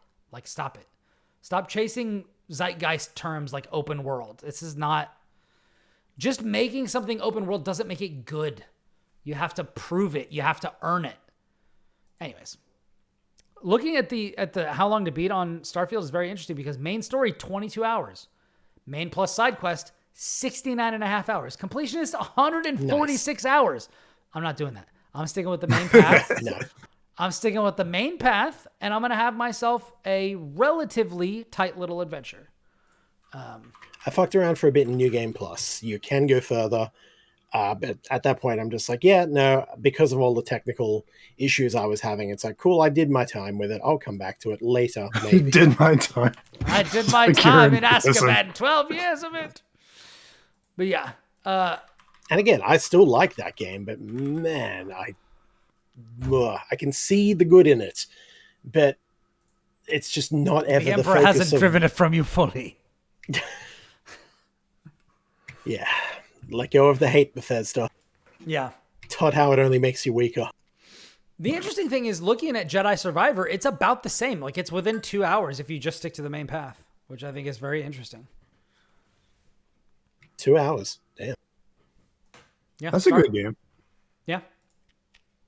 I played some of that this morning. I'm still within the intro, I think, but I think the combat feels better than the original, which is nice. I was really, really, really hoping for that because everybody was like, Jedi, what is it? I almost said Jedi Outcast because that's where my brain goes because that's the good shit. Yeah, it's Jedi Fallen Order was the Jedi Fallen Order. previous Yeah. one. Everybody was like, oh, it's like a Souls game. And I'm like, only if you've never actually played a Souls game. Thank you very much. Yeah, tell me you've never played a Souls game. Yeah. Without telling me you've never played a Souls game. I see it's inspired by in certain areas. I think that's what they mean. It's like it's got a lot of those sort of like bullet points of the Souls game, but sort of molded into a AAA action game kind of blockbuster. It's difficult, and I guess you can lose some of your resources. Yeah, it's like the enemies respawn, and you use the shoulder buttons. It's like the real, the basics, like the nuts and bolts. Yeah, and you have your healing is limited, and you have to go reset it to refill it. So, yeah, okay, they take cool. the sort of the framing or like the framework of it. And then, it's it's very at a glance. What does a Souls like have? Do that. Yeah, as opposed to actually a Souls like. It's and a Souls that is like not to shit talk Fallen Order because I love Fallen Order. I thought it was great. But Jedi Fallen Order is a Souls like in the same way that Madden is a JRPG. I'll put it that way. If you look at it, oh, you build your party and then you have turn-based combat. Character-driven, statistic-heavy. Yep. Okay. Yep. You have a chance to miss. God. You can engage with this. Yeah. Anyways, that's what I got to say about that. But I am enjoying that. I think that the opening is interesting. I am really curious. I'm kind of at the point where I'm like I got a copy of this from a friend of mine who works at EA, and I like supporting my friends. Mm-hmm. If you're out there and you're a friend of mine and you're working on games, like I want to play them. I want to play the stuff that you do. I want to support you. But I'm so I'm so drained of my love for Star Wars that it makes it difficult. So I'm playing this in spite of the fact that when I was younger, this would have been the coolest thing. This would have been the thing I played first. And now it's something that I've kind of put off for a long time as I did other things that I enjoyed more and all that sort of stuff. So I'm excited to see what happens. I'm curious what they will do with the story, but I'm still very, very early. So for me, it's just like, it's so fun to run around in that game. Like the way you can do like a wall run and then you kick off the wall, but then you can double jump back to the wall and go up. And it's like Super Metroid, but with like a little bit of like Mario Odyssey smashed into it in a way, because you can just trick gravity in platforming sections in a way that feels really fun to do. And that kind of like, that took me almost all the way through the game, just enjoying jumping around. It feels really good. I was going to say, you bite your tongue. You bite your tongue. Hey. You be careful. Okay, it's okay. You be careful when you invoke. We know what he means. You be careful when you invoke Super Metroid. Be very careful, because I'm watching you. I know what you mean, though, and I largely agree. So yeah. I mean, I'm excited. Yeah, I'm excited. I'm excited to. Super Metroid is sacred in this household. You have to tread carefully. It is. You have to be. I'm just saying, they literally do. You know, the part in Super Metroid when you the tread on my animals show you dreams. how to. You remember the part where the animals show you how to wall jump? Yeah. They do that in Survivor, and it's really cute. That's all. Cal Kestis just needs to master the Shine Spark, and then we'll talk. He does. Yeah, little creatures show you how to wall jump, and it's very funny. Yeah, the man, I don't remember. Did they ever have a name for all of those weird like charged super bomb techniques, depending on like what weapon you had? Like, do you know what I'm talking about? I know what you're talking about. I can't remember if they ever had a name or anything like that. I know there were. If you had the Spazer Beam only equipped and you highlighted your super bombs and you charged your Spazer Beam, it would like rotate around you with like Spazer balls or whatever. And you could do that with like there was one where it would like shoot up. I think it was like the spread shot. Or that might be the Spazer. I'm thinking of the wave beam. That's the Spazer, yeah. The Spazer, it would like shoot up and then come down in like an arrow of things. Weird like hidden mechanics that are literally never explained. Never useful, really, aside from, I can do this shit? That's cool. Or like one where you can do like the super bomb cocoon and like recharge your health, I think. I forget what it was. It's like a weird thing where like her armor goes away and she's like inside this like energy cocoon and she can like do. There's a bunch of weird hidden mechanics in Super Metroid. But yeah, I don't remember that one, but I have no doubt it exists. That I still learn shit about that game every time I go back to it. It's awesome. Best game ever made. Tied with Baldur's Gate 2. Pretty great. But anyways. One thing I'll say about Jedi Survivor before we move on, there's a part, and you've probably heard people say this, but there is a part in that game that's like, it's basically like a set piece. I don't think I've heard anybody say anything about this game, so yeah. Oh, okay. There's a part where it's like in any other game in this, like in the space, specifically like the blockbuster AAA, it would have just been like a cutscene or whatever with maybe some quick time stuff. But it combines like the spectacle of the set piece with like actual like real time gameplay mechanics, and it's so fucking cool. It's like one of the coolest like specifically AAA video game sequences I think so far, like still this year. Wow. And you'll know exactly what it is. Like that. Yeah. Like, it is just this one part in this game. And I was just like, oh my God, that was so sick. And games like that don't get that out of me. They have real good set pieces. Like, again, Fallen Order had some really good set pieces. And nice. Yeah, I vibed with them quite a bit. When you said that, that reminded me of a moment in Spider-Man 2. Which I think is like the bar to clear for me as far as like really awesome moments. Which I don't know if it's the one that you're thinking of. Lucas, have you played and beaten Spider-Man 2? I haven't played it all, no. Okay. There's for those listening out there, it is the last part of the Black Cat thing. I'll leave it at that. Where I was just like, holy crap, like that was awesome. And I still think that's the best thing. Is that the best thing in that whole game? I don't know, but it's the first thing that came to mind. But anyways, yeah, I'm excited about that. Jedi Survivor is definitely one of those that I want to play more of. I wanted to talk even just briefly about Grand Theft Auto 6 because the trailer did come out. I think it looks pretty good. I have a friend from Florida who is homesick as hell because he is in his military training right now. He's going to be going back there soon. But he said that this trailer is absolutely Miami. So we got the trailer got leaked. And then Rockstar was like, well, I guess we're just going to put the trailer out now and say, hey, please watch it on our YouTube channel because we want those juicy views. And eat shit, Keely. Yeah. And, which is, it's a shame, you know, that would have been a cool reveal. I think we all knew it was coming. They announced it was coming. So like, you know, whatever, but yeah, it was like 2 days earlier. Worst kept secret. Yeah. Worst kept secret in video games. And that kind of thing. But I think graphically it looks really impressive. I really, really, really, really, really, really hope that it plays well. If it plays well, if it's like a good third-person shooter with good driving mechanics, I'm going to be so excited.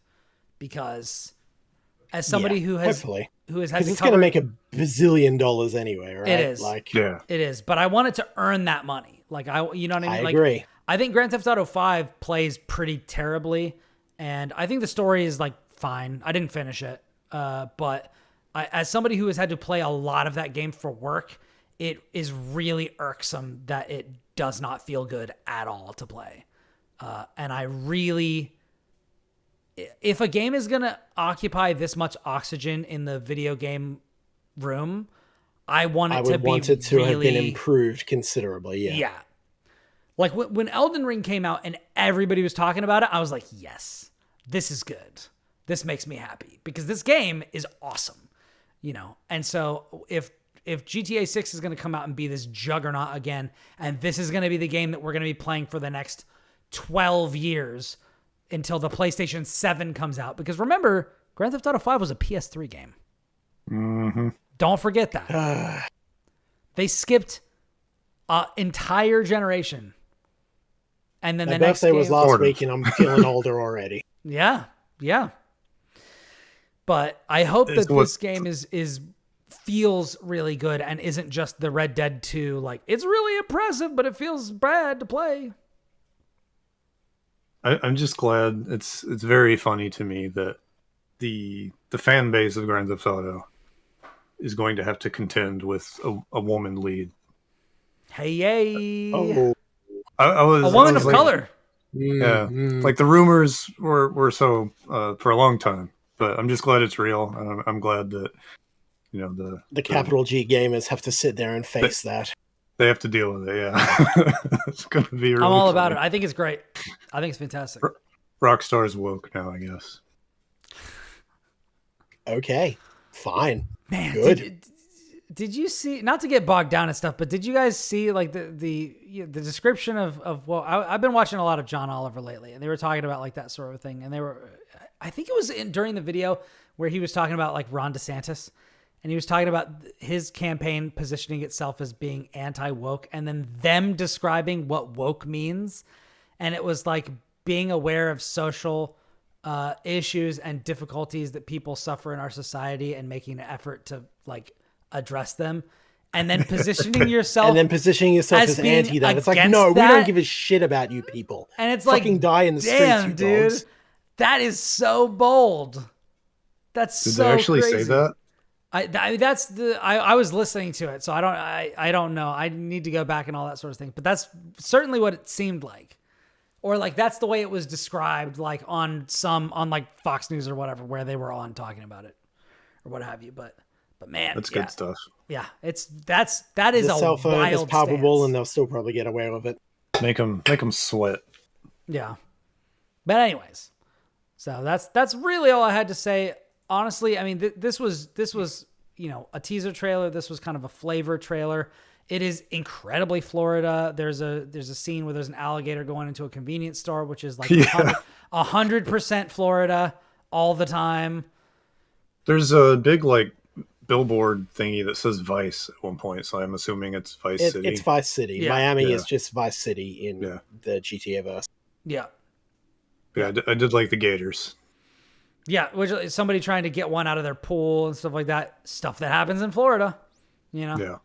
You gotta be careful.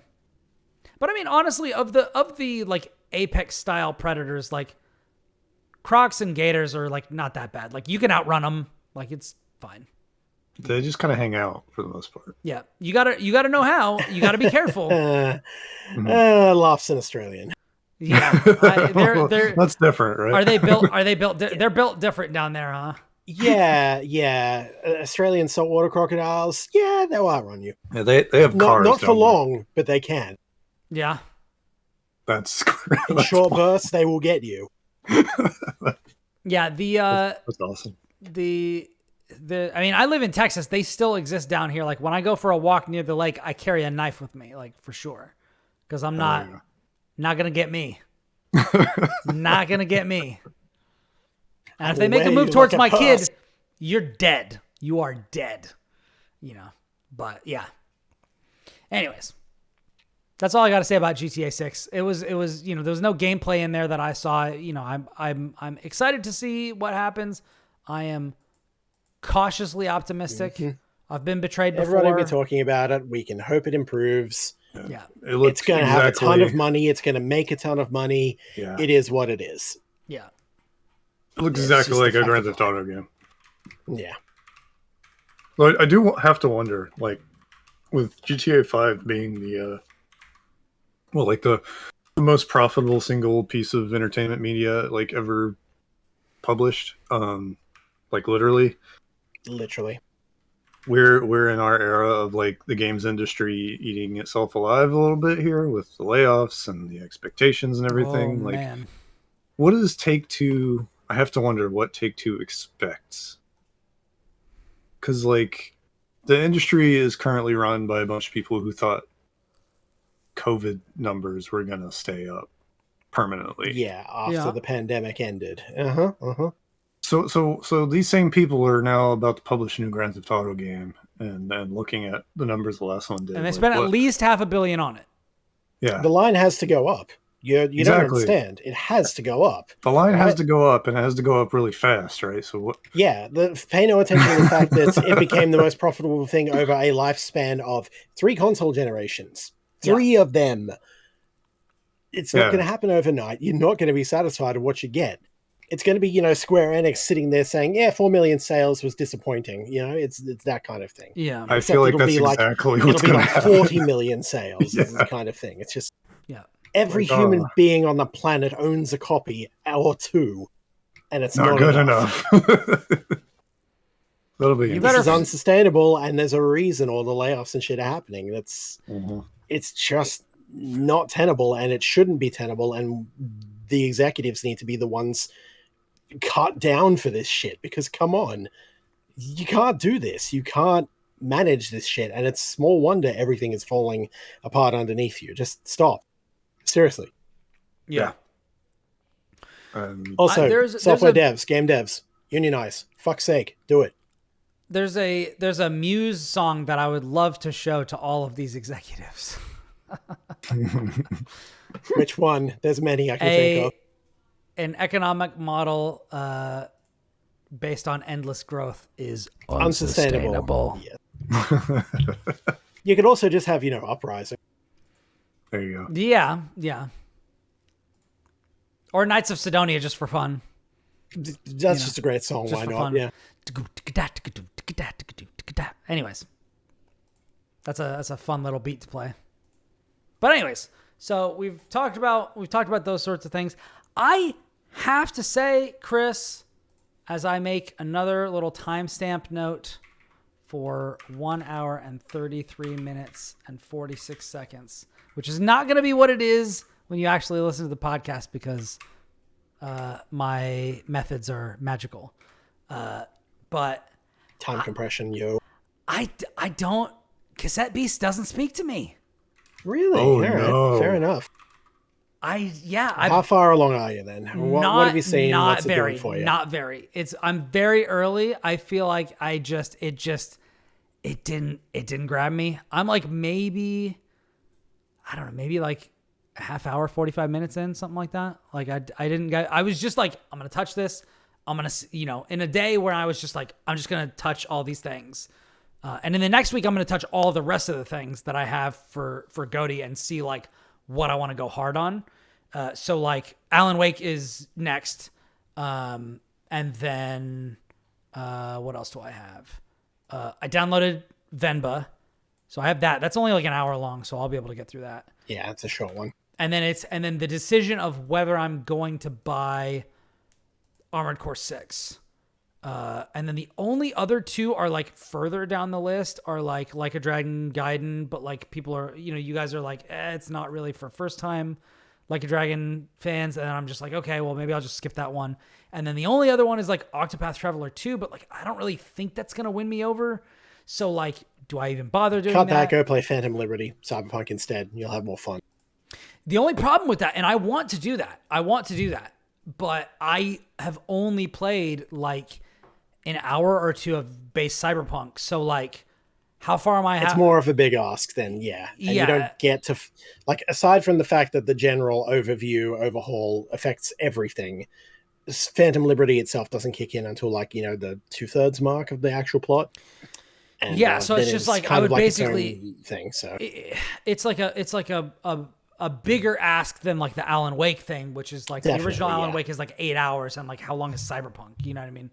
Which sucks because like, I think I clocked in like 60 on my first playthrough. So yeah, it's hefty. And like, I don't think I have that kind of time. That's fair. Between now and GOTY, which sucks because like, I've heard it's really good. I really do want to get to it. Like, I need to finish it. And I want to finish it. Maybe I will. Maybe I'll get like an hour or so more into Jedi Survivor, do a little bit more of Starfield, and then like jump back into Cyberpunk and be like, if Cyberpunk speaks to me more than those other two, then like maybe I'll just do it, because like the only ones I really, but I do have some other.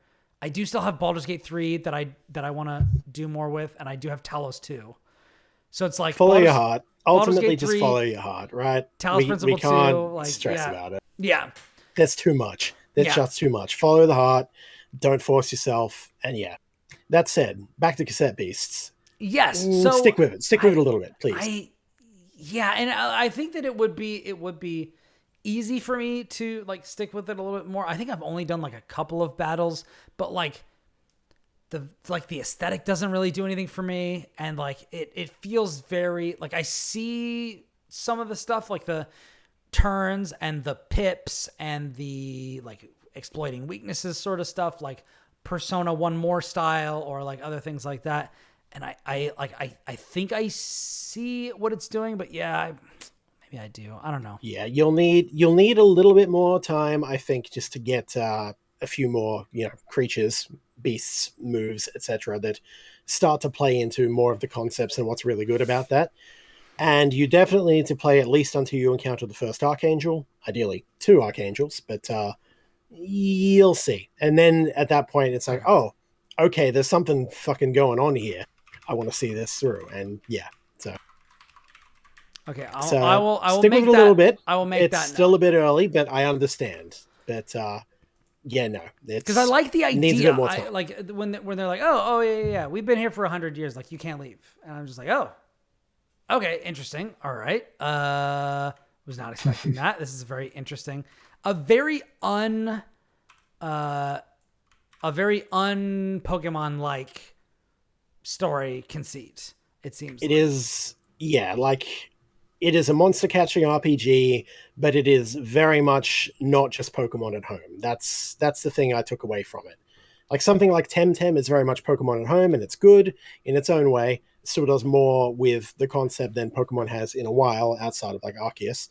But Cassette Beasts is probably the one that runs with the ideas the most in interesting ways and goes, we're going to make something of this. We're going to really explore these concepts in ways that Pokemon has not or will not. And it's like, I dig this. I really respect this. Okay. And then it has some fun characters and stories and cool stuff going on. And it's like, really, really like this game. So, okay. Stick with it. All right. I will return to it for a little while, and we'll see. How long do you think that it would take to get to the first Archangel or the second one? Difficult for me to remember exactly. I think my overall playtime in the game was probably no more than 40 hours for a full clear. But I don't remember when the first one kicks in, and it really depends on how much you wander around or how much you follow the cues and clues and such.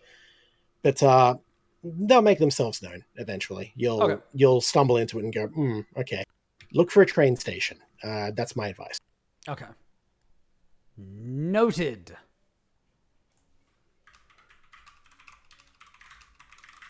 Now, Lucas, I could jump into another thing that I've been playing, but I'm curious. Did you have something else that you wanted to talk about as well? I mean, we're talking about Pokemon likes. We may as well talk about another Pokemon like. All right. That's a good segue. Tell me. I want to hear Thank how you. good is this game? Well, what game are we talking about? Yeah. So for the past few days, I've been playing Dragon Quest Monsters: The Dark Prince. Okay. Which in Japan is Dragon Quest Monsters 3, which is really important. Oh, interesting. Yeah. So, Dragon Quest, of course, is a RPG series that's been around forever. One of the innovators of the Literally JRPG. one of, if not the first.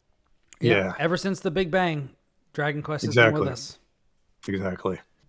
Dragon Quest also did the monster collecting thing quite a while before Pokemon did. Kind of dabbled in it. But Dragon Quest Monsters was kind of a... Either happened like really close to Pokemon or like right after or something like that, where they It had to have made been a its own. response, certainly. Yeah. So the interesting thing about the first Dragon Quest Monsters was that it was Loki, Loki, where? yeah, in the sky, he's like a horse or something. Now. Loki in the sky with diamonds. Looking in the sky with too many legs. The gimmick was they took a character from Dragon Quest 6 and went back and was like, look, it's this character as a kid and he's getting in these wacky adventures, and they kind of repeat that in other Dragon Quest spinoffs where they like connect them to main series games by being like, here's this like pseudo, maybe it's canon, maybe it's not, adventure of a previous character. In this game they do that except they do it with the like villain of Dragon Quest 4, which is like one of the most like popular entries in the series. So it's like he was a reasonably popular villain for the era, I think, as well. Oh, absolutely, yeah. He's like one of the big boys as far as like iconic characters, at least as far as Famicom RPGs go, yeah. Yeah. So the angle is interesting already because you've got like one of the biggest big bads. Now he's like the hero, but it's basically still like you're going around and collecting monsters and stuff. What I think makes these games interesting compared to like Pokemon or whatever is like there's this really big emphasis on fusing your monsters, and it's a lot faster paced compared to like a Shin Megami Tensei, where you're still fusing things, but when you do fusions in those games, I guess it feels more impactful, like you're making a bigger choice that's gonna like affect your party longer, whereas in this game it's like snap, put your monsters together, get them in there, slap that shit together, have a pen, have an apple. It's just like here's like a bunch of new monsters because you're in this new area, get them, smash them all together, see what you get, smash those ones together, maybe go grab some older ones, smash them together. There's all kinds of different that like button, possibilities. Yeah, like, subscribe. And like the thing that I really appreciate about this game and other like recent games in the series is like when you get your monsters, and you go to like fuse them or whatever, the game gives you a lot of information, which is like a pretty like big departure from like games like Pokemon or older games like this where they don't tell you anything. It's just like figure it out. This one, it's like you have your monster and you can put them together, and there are like, from 2 to like 6 different possibilities on what that monster can be, and you actually get to pick. So it's like you have a lot of control over how your collection kind of develops. So it's like you get a slime, because of course you get a slime. And then you get this other monster. And it's like, all right, if I put these 2 together, I can get this, or this. And it'll sort of keep track of like monsters I've had before. So I can kind of look at my like library, and it will show me like what monsters I've owned before and like what I fused together to get them. And on top of that, monsters also have talents, which are basically like little bespoke skill trees. And what's interesting about those is like a monster will have like its inherent talents, and then you'll get ones that carry over from your fusions. So ultimately, like each new monster you make will have 3 talents, and you will often, as you get further into smashing them together, the list that you get to pick from will get bigger and bigger, and you'll be dumping your skill points that you get every other level up or so, and that'll add to like different stat bumps or new skills. So basically, like as you're fusing your monsters, you get both like a deeper pool of talents to pick, but you also get more stat points, because when you spend points on a talent, those points stay there. But when you fuse a new monster, it's at level 1. So then you just build it up and keep the cycle going. Yeah. Exactly. So your overall pool of skill points just grows and grows and grows and grows, to the point where like even like when you get to more powerful monsters, like the talents themselves will start requiring more points. But kind of on the way there, you'll just like, you're basically like every time you fuse, no matter what you get, you're just getting stronger and stronger and stronger. Which leads to, I think, a really high ceiling for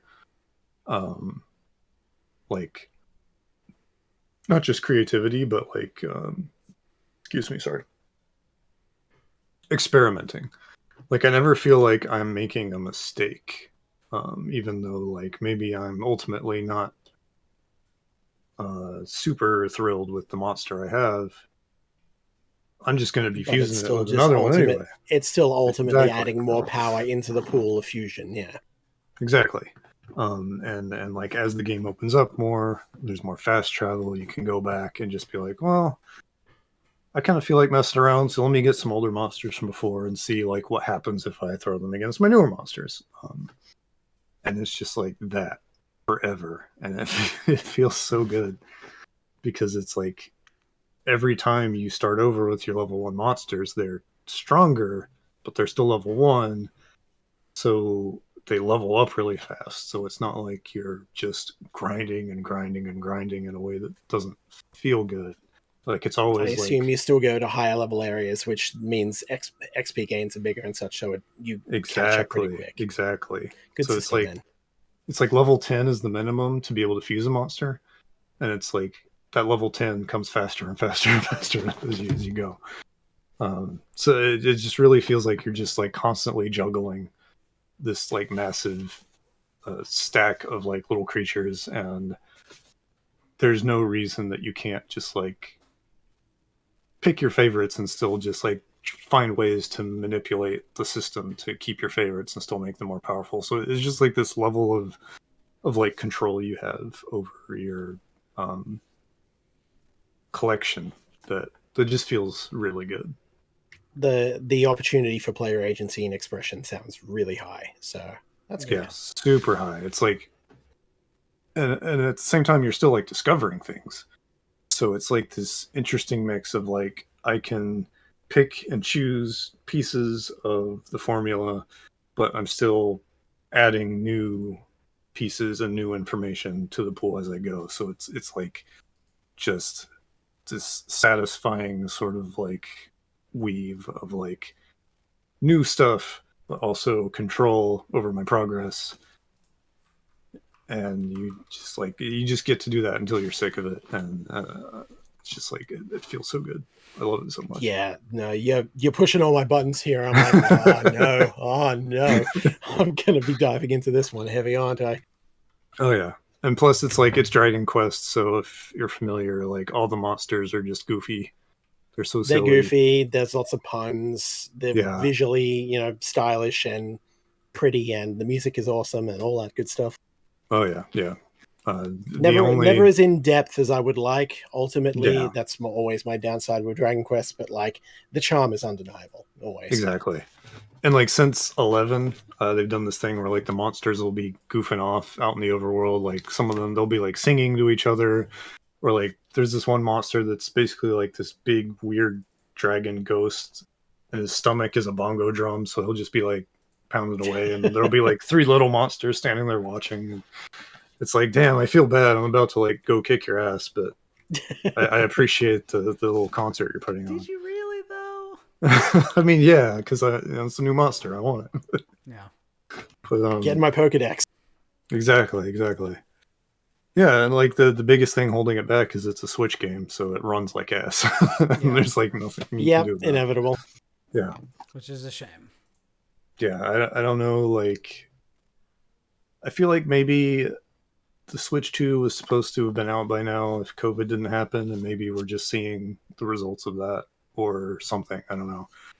Yeah, maybe. Yeah, I'd like to think that, but you know. Nintendo is Nintendo. Yeah. It's just hard to believe like these people are okay with like publishing these games that don't run that well.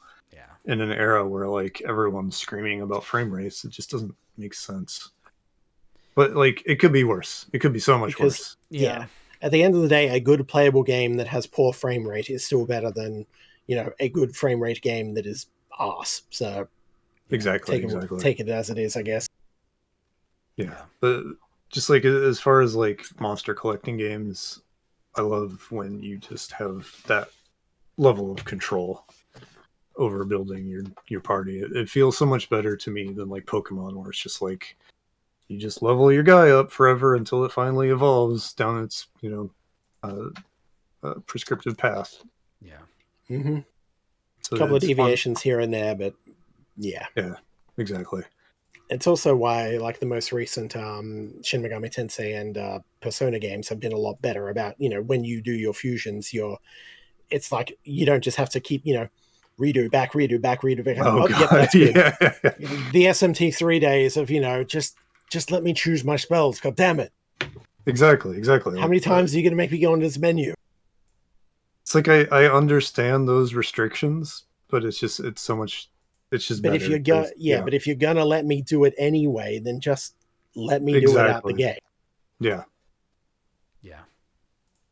Yeah, it's just fun. Like if you go like there has been very low amount of like professional coverage on this game because they didn't give it to anyone. Although they did give it to people eventually. But like you see there's people on Twitter like sharing their own like charts that they made of like here's how to get this really awesome monster, and it has all these branches and choices you can make to get there. And there's just like so much happening in between those lines that's just so much fun to tinker with. And I'm sure people will optimize how to get this as quickly as possible or whatever, but that's in itself isn't optimal by the sounds of it. So it's like just fuck around, find out the game. Pretty much, yeah, but in like a fun way. But yeah, I was gonna say fuck around and find out positive. And I'm really curious because the Brian, when you stepped away for a minute, but the whole premise is like you're playing as a younger version of like the big bad from one of the earlier games in the core series. Oh, interesting. Yeah. Usually in these games you play as like a younger version of one of like the hero characters. So this is the first time it's like a bad guy. And you kind of did that in Dragon Quest Builders 2 as well. which was yeah, interesting yeah, way of kind doing of. it as well. But like they really set up like a backstory for this guy, so it seems like there's like an actual emphasis on like doing interesting things with the story of the original game, which could be cool. I'm not at a I point where wonder it's if been it'll end fleshed up, out yet. if it will lead directly into that of Yeah. sorts, or something goes wrong or ends on a more dour note. Yeah, I feel like Keep Go ahead. talking. I'll be back. sure. I feel like in one of the early trailers they show the hero of Dragon Quest IV in like a kind of ominous kind of way. Like they're kind of like in shadow, feel but it's like you're their correct, silhouette or something. Yeah. So that could be really cool. It makes me think of like Fire Emblem Warriors, the second one, where they bring Byleth out and he's like Jason Voorhees. Oh yeah, that was great. It was so cool. I really did enjoy the Fire Emblem Three Hopes take on that. It's just It's like, why am I so afraid of this guy? yeah, it's like, well, they're just fucking emotionless and cold and super ruthless, and they pick up everything really quickly. And oh my god, I did play that character. Oh my god, I'm horrified. Yeah, you just watch their little icon go down the map. They're just like, oh, they are the Lubu is the freaking player character. It's like, holy shit. It's like worse than Lubu. he comes after you. Yeah. Do not pursue. Yeah. Too bad. He's fucking pursuing you. He's pursuing you, exactly. Yeah, like stuff like that's really cool, and I'm having a lot of fun. Yeah, like it's one of those things where it's like I know this is the sicko game, and I'm enjoying it despite problems, but I sure do want to scream like, "Oh, this is probably my game of the year," but I don't know. Oh. There is always a hot pick. Yeah, we have that for a reason. This is true. This may have taken over RoboCop for my heart pick. Nice. We'll see. Keep me posted. Definitely curious. Hell yeah. Speaking of these sorts of games with these sorts of themes and adding depth and whatnot. Oh, he's done it. Ooh. He's done it. He's done it. I did it. I bought me a Stranger of Paradise. Yeah. Yay. And here is where I'd put my copy of Strangers of Paradise if I had one. Oh no. It was on sale for Black Friday and I just did it. Oh yeah. That's awesome. For context, dear listeners, this was a text conversation that was had in the Platformers chat about, people just saying, no, Strangers of Paradise is good actually, and Brian being like, I don't believe it. I don't believe you. And I will tell you, I still don't believe you. But oh, no. I'm going to find out. I am going to find out. I want to hear about you finding out. Isn't that cover art so cool, though? It is actually. I was disappointed because I was going to when I opened it up and I saw this one on the inside. I was going to rotate it around, but it doesn't have the PS5 logo on the side if you rotate it around. And I wanted it to. It's lined up. All my PlayStation games are lined next to each other, and it just looks really out of place. So I went back you gotta have that symmetry. Yeah. I just love the torn out silhouette of Garland. It's cool. It is very good. They're not trying to be subtle with it at all. And you know what? Nope. That's okay. But he'll knock you down anyway. Yeah. So I am looking forward to that, but we're gonna see what happens. We're gonna see what happens. You're here to chew gum and kick chaos. Oh my God. I'm really curious what you think, especially as you go through it. Yeah, it's gonna be a minute before I get to it. It might be after the Game of the Year episode in January, but we will see. Makes sense. But yeah, speaking of the Game of the Year episode, I played 2 games this week that we have not talked about that will be talked about on that episode. Oh, snap. So I don't know how much time do you guys have left? You guys good? I can keep going. Let's keep going. I have nowhere to be. Okay. So we got 2 games we can talk about. We could talk about Slay the Princess, which I feel like I'm like maybe half or over halfway through, or we can talk about Cocoon, which I beat. What do you guys want to talk about? I haven't played Cocoon at all, so I wouldn't mind just like sitting back and letting your words kind of just wash over us. Yeah. Okay. Now, Kris, have you played Cocoon? I have not played Cocoon. It is on my short list of things to get to. Okay. As is Slay the Princess still. So, heard a lot about Cocoon. Keep it vague and spoiler free where possible. The game keeps coming up. Yes. So, Wilde did the IGN preview, if I recall correctly. Okay. Which is what originally put this game on my radar. And then I started hearing a little bit of scuttlebutt otherwise.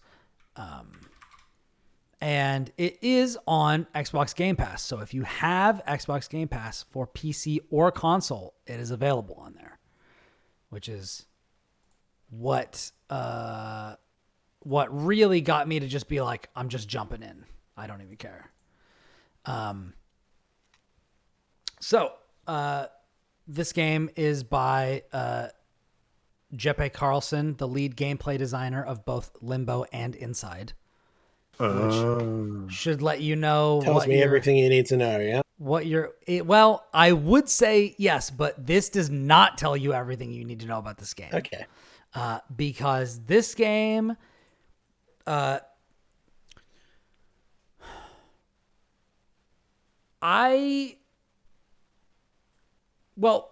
hold on. Let me actually... Because I did review this on Backlogged earlier today when I finished it.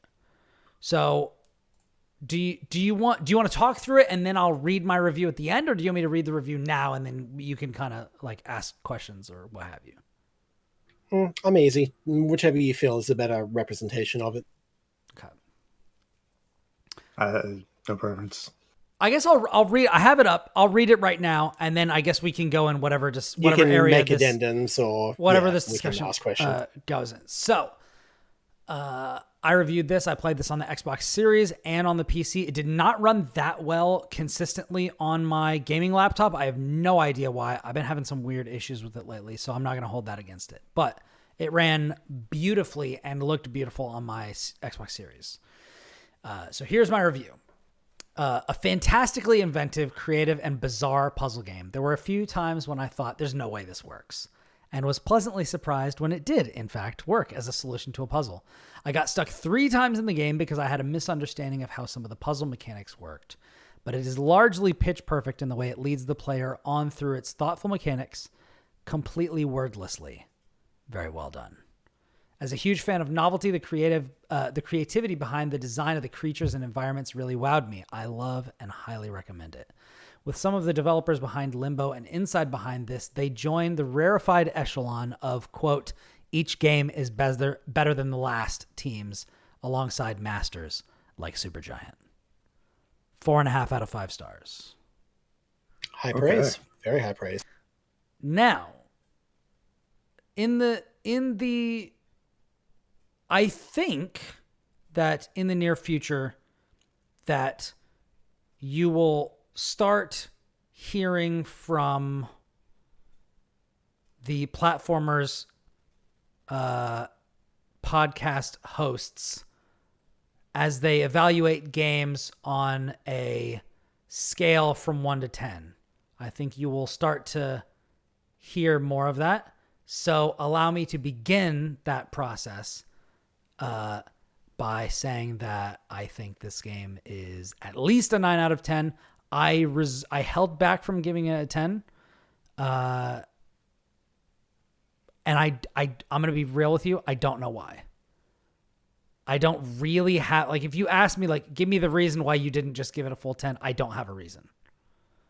But it just feels... There's no objective reason. There's just something slightly there that's... Just... I feel like...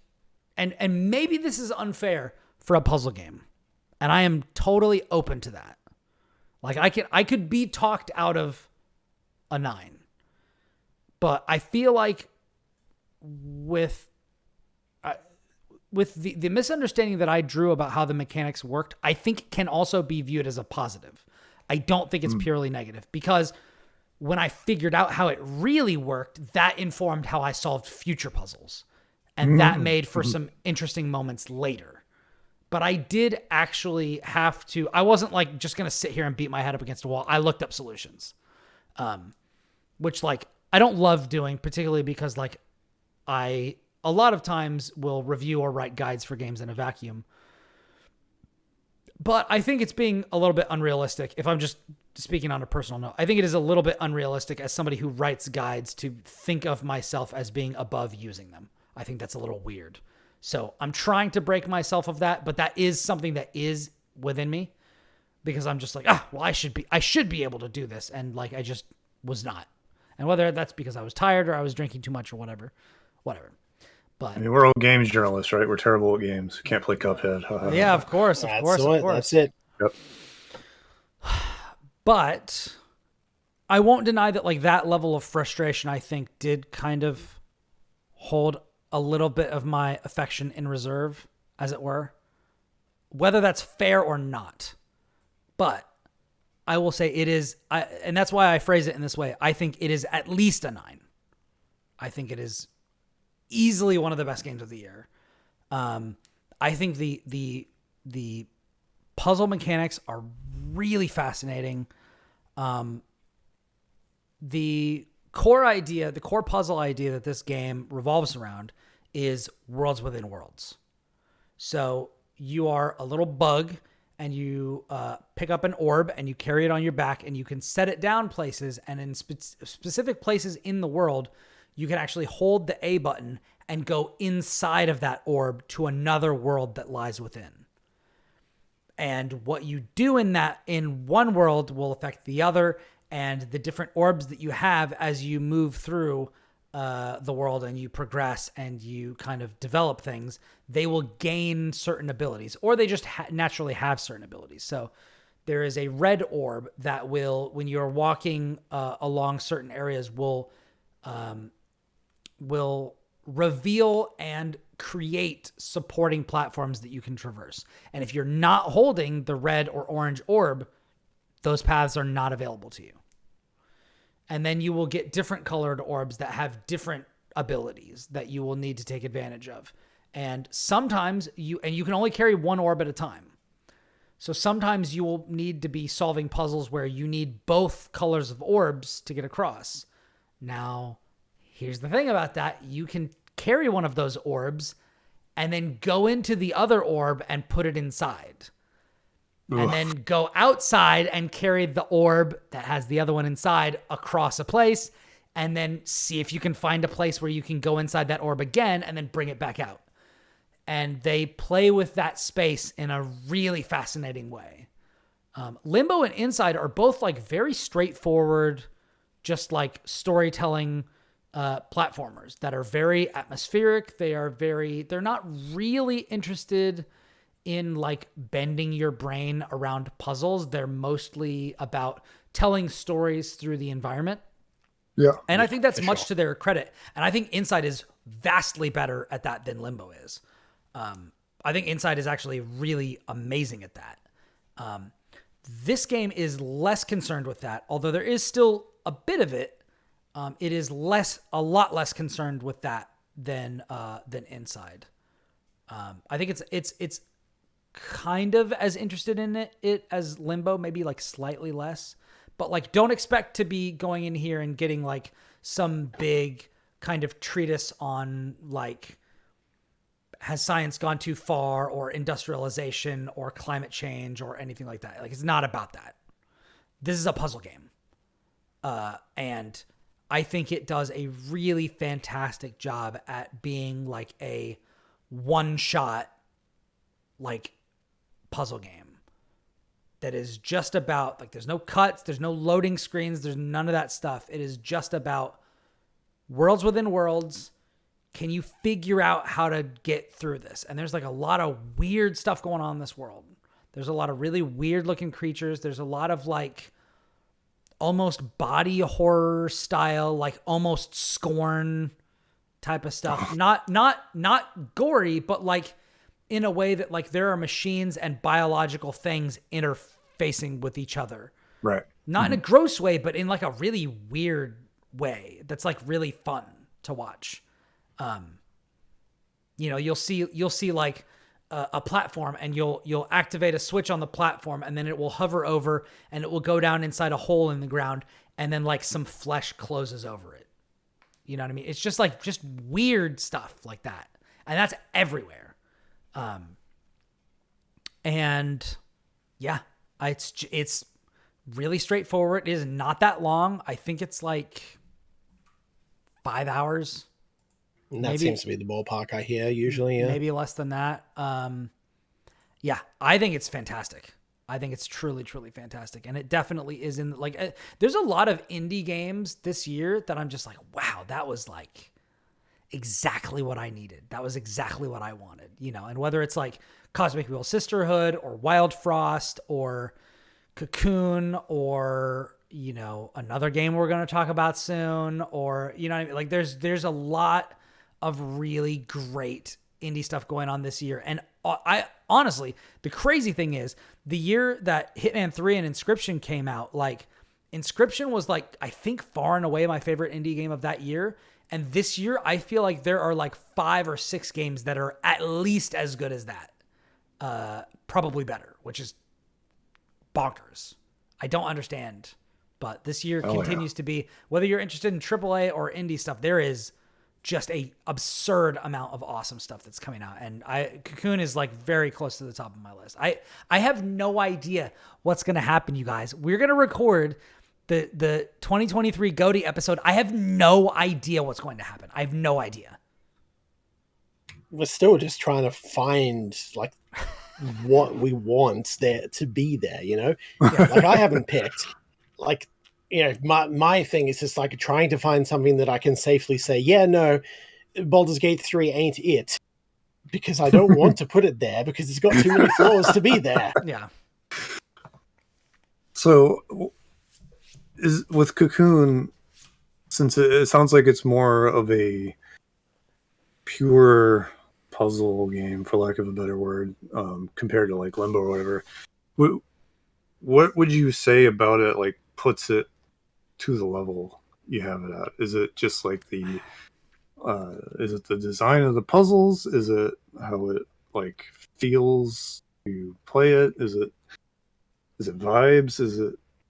Is there something about it that really like I think elevates that's a great question. Part of it is a big part of it is definitely vibes. Like there's a lot of atmospheric music. I think the visuals are very interesting, but also like relaxing. Each of the orbs has its own color, and the world when you go in matches that color. So there's a green orb. There's a lot of greenery. There's a lot of like ponds and lakes and creeping vines and trees and things like that. In the red one, it's a desert. And, you know, the wind is blowing and there's sand everywhere and there's rocky outcroppings and things like this. At the end of each world, there are also bosses. But because this is a puzzle game, the bosses are kind of like... Honestly, they're kind of like Metroid Prime bosses minus the gunplay. It's like there's like, imagine like in the first boss in Metroid Prime, like, you're rolling around and you lay a bomb and then it like does the reflector and stuff like that. Imagine kind of something like that, except like your only mechanic is picking things up and putting them down. So like in one area, I mean, this is like very mild mechanical spoilers for one of the boss fights. In one of the areas, there is,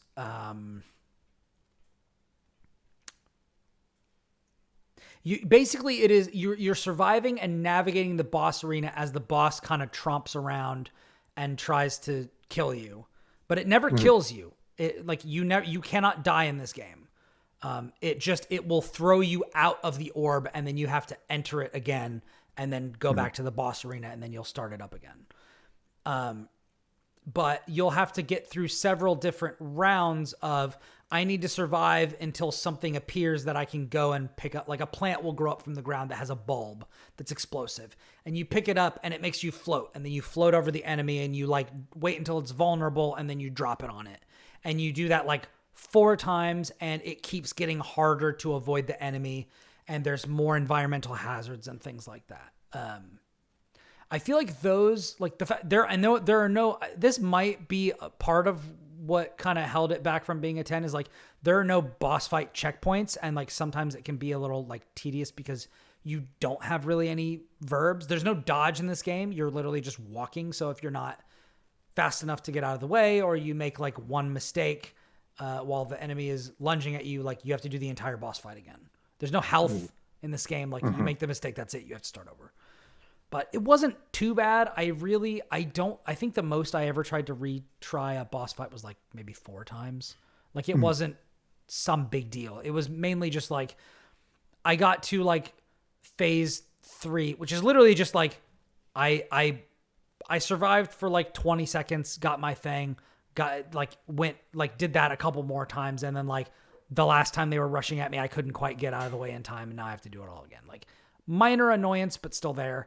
But I think a lot of the charm in Cocoon and the thing that has it at the level that it is the polish, the visual fidelity, the vibes, and then also the fact that like, it's not like a room by room puzzle game or like a stage by stage puzzle game. It's all seamless. The puzzles are all part of the environments. The puzzles are all the things that you have to do to get from place to place and to take your little orbs with you. So it, there will be times when you will, get to an area and you'll unlock this little robot. You'll have to like find something in the environment, like Witness style, and like figure out how to unlock this thing. And then it'll give you this little drone that goes behind you and can lower barriers to go on. But then there are these little cones that will stretch out and have like this mucus between them. And if you walk past there with your drone, it will close over the drone, crystallize it, and then send it back to another area. So you have to figure out how to get past it. And there will be ways where like these traps there'll be buttons you can do that will make the traps move. And then you have to like maneuver around them. There will be ways where it's like, okay, maybe I actually get trapped on purpose and then take my orb past it and then go back and free it. And then like go back to like the above world and then like come back in like past it or something. Like you really have to use your brain to get around it. I think the ultimate thing is like the cohesiveness of all of it, along with the cleverness of all of it, I think is really, it's really kind of a life by 1,000 cuts, as it were. Mm-hmm. You know what I mean? Like it's a culmination of all the things that it does right that I think makes it work so well. I think the creativity of the characters and the kind of iconography that's built around it, how clever it makes you feel when you get something right that like you really didn't have a reason to believe would work. Yeah, all of that. I think it just really kind of gels together to make something that's really fantastic. So it just nails everything it's trying to do. Pretty much. I really only think that there are like, I feel like if you got like maybe halfway through the boss, like I feel like just adding like a little checkpoint there, or just making it, I don't know, like there's also no fast travel, but like you don't really need it. And then if you miss, there's no missable collectibles, so and there's not collectibles. It's just like you can go down paths and free other creatures kind of similar to yourself that are like trapped in statues, and you get like a 50-point achievement for getting each one of those. I think by the time I beat the game, I was at like 740 points out of 1,000 or something like that. But I think I was missing like 6 of those like statues that I just hadn't found because I didn't go out of my way to find them. But you can definitely just go back and like, I think you can load like different checkpoints or something and like pretty easily get those if you want. But simple, straightforward, focused experience where like everything kind of works in unison. And I really, I don't know what I expected, but it definitely delivered. Good stuff. Oh yeah, Yeah, I'll I dig try it. it. I dig it. You sold People me. have spoken very highly of it, so yeah, definitely want to check it out for myself. Yeah, I think it's really, really good. And speaking of something else that's really good, does anybody have anything else before I take the last topic before we end? I'm a little curious, Chris, about what you had to say about Persona. Oh, I Tactica. Yeah, missed that's what I last was week. gonna. That's what I was gonna say. Yeah.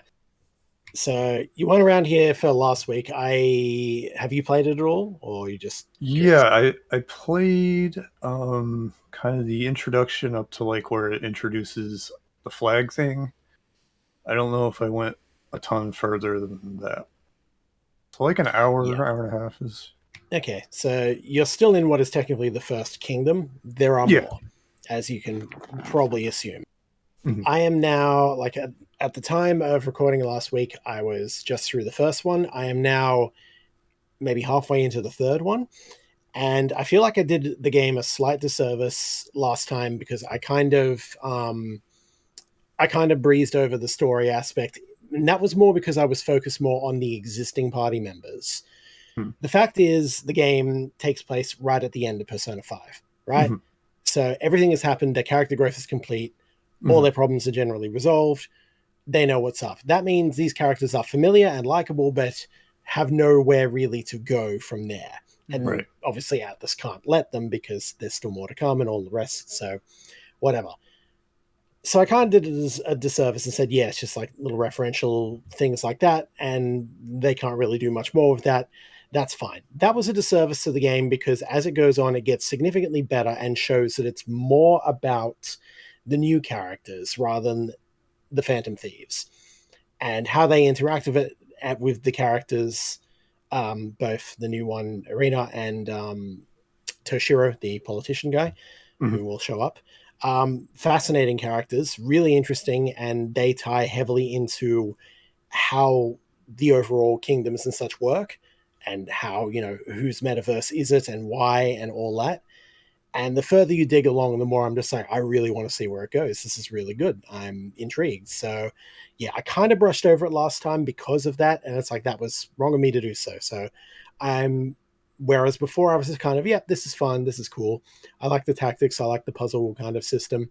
Now it's continuing to add more mechanics and combat enemies, which all enemies kind of like fall into like specific class of enemy. So like a shielder, for example, blocks everything from the front and has to be hit with a range attack from the side or back in order to down them. Certain ones will, there's big heavy guys where you attack them the first time, they will then do a jump attack onto that area within range, but then afterwards Mhm. you can just get a one more off them each time. And so yeah, this is lots of little ways in which you puzzle through the arrangement of enemies, what you have, what the terrain is like, and go, okay, here's the best way to maximize the turns and everything.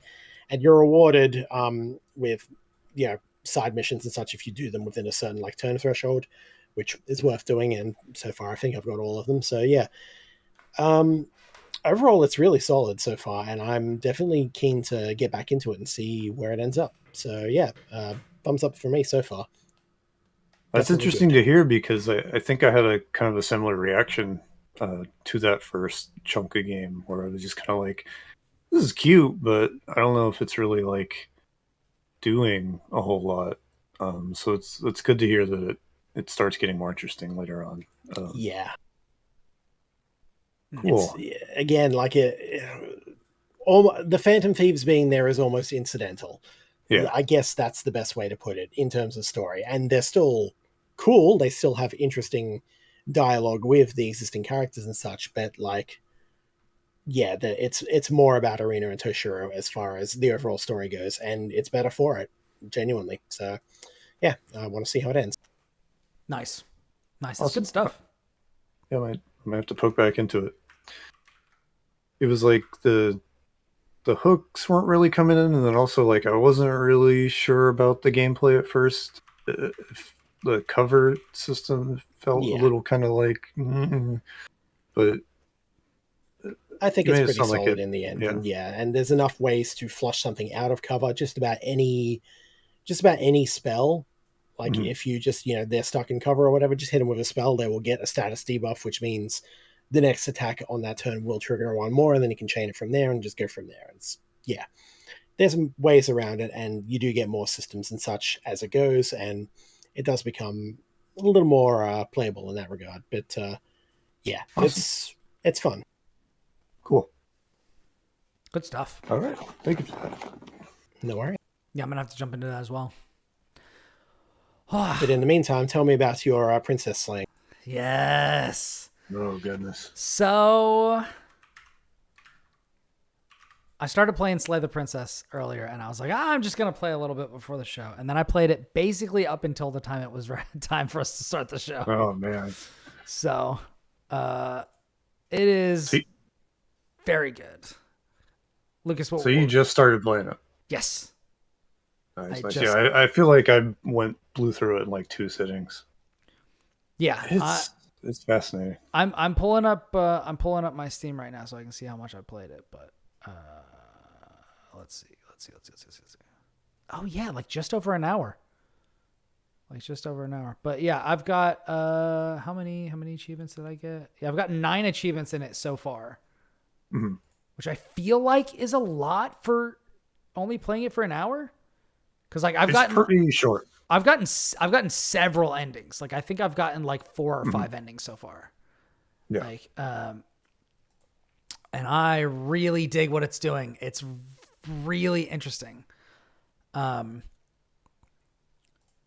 it's Slay the Princess is about just that. It's about you're somebody who needs to go to a cabin at the end of a path and slay a princess to save the world.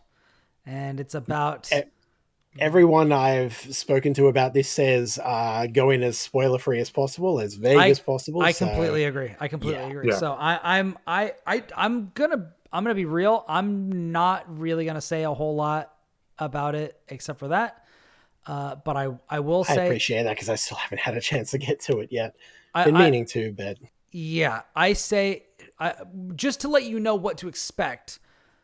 This is a narrative driven game where you will have a lot of like choices. You will have a lot of choices in like what you do in this game, and that is the point of it. That is the joy of it. That is the fun of it. And I think it has also, like Cocoon, shot up my list of like the best games of the year, which is just how good is it to be alive right now playing all these awesome games. Like it's pretty good. Spoiled for choice. You literally cannot get to everything, and great. Yeah, sucks, but also great. I'd rather have too much than too little. It just means we have to pick and choose. Yeah. So, the bad part being sometimes you don't get to choose. Very true. It's very true. Very true. You're stuck for a minute. But yeah, I am definitely going to play the rest of this extremely soon. Like I might stay up and try to beat the rest of this tonight. I will probably finish it tomorrow, if not. And then like it's just going to be, the bigger games. But yeah, I will say of all of the games that I have been playing that I've talked about tonight, even the ones that I've been like extremely into, this is the one that I am the most excited to get back to. So, and yeah, thank you so much. They reached out, with a review key. I reached out and was like, hey, like I was interested in checking this out. Like, do you guys still sending out review keys? And I was able to get one. So thank you very much for that. It's man. Shout out to the Slay the Princess devs. So cool. So cool. So I'm really, really excited to see where it is going. And yeah, I was going to say something else. I'm not going to say it. We'll just leave it at that. We will just leave it at that. It's a game that is very much about like the performances of the voice actors, which is so good. Yeah.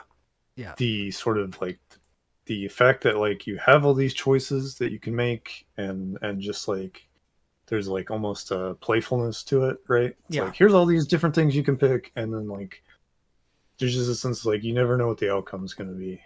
Yeah, it's very fun. And yeah, it's very playful, despite how like macabre it is. I think is like a good way to put it without saying too much. Yeah, it's quite good. It's quite good. I highly recommend it. So yeah, Good stuff. and with that, I'm done. That's all I had. I think that's a good place to wrap, unless there's anything more. Lucas, you've got anything else? No, just you know, there's something else, but I don't want to talk about it. I don't want to talk about it later. I remember. All right. Yeah. Well, maybe next week. Come back to that. Maybe. I might just memory hole it the first chance I get. But we'll see. Stick it as that one's going in the vault. And I was just gonna, Chris. Yep. I love you, dude. I was just gonna make a reference to the vault from Adventure Time. That was such a great Adventure Time. One of the all-time great shows for endings, like episode endings that are just incredible. Mm-hmm. Man, that was such a great episode too. Yeah. It's been on my mind a lot lately just because I threw a reference out in my latest D&D session. Yeah. And it's just stuck. We've just been screaming at each other in, voice chat for the last 2 weeks. So wow, how did you do that with the ghost taking control of the room and possessing everything and almost kill me? Wait, what are you talking about? What ghost? So great. Anyways. Thank you all for joining us for this episode of the Platformers Podcast. If you want to enjoy the show live, check it out, twitch.tv/Ribnax, RIBNAX, which is also my username in many places. It's also where you can check me out on Twitter and Backlogged. And if you want to follow me on Blue Sky, you can do that at Brian Barnett, Brian with an I, like a real man. And if you want to see the stuff that I am writing about, you will be able to see my preview.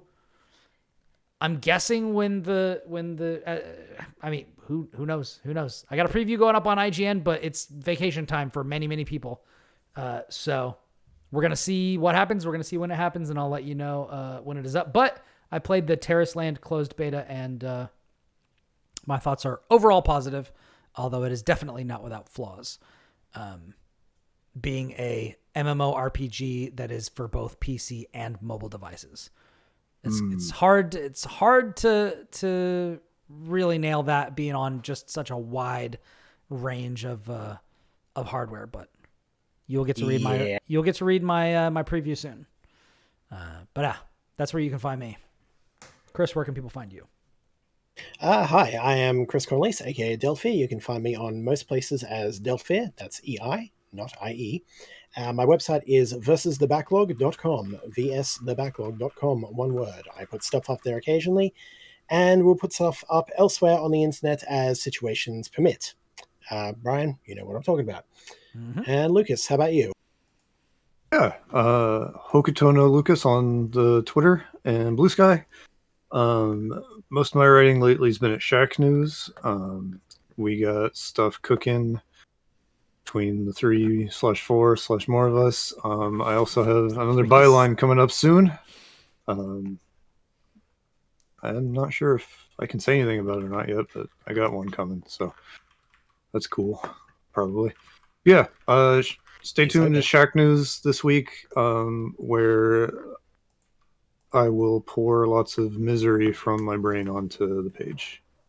Nice. Yeah.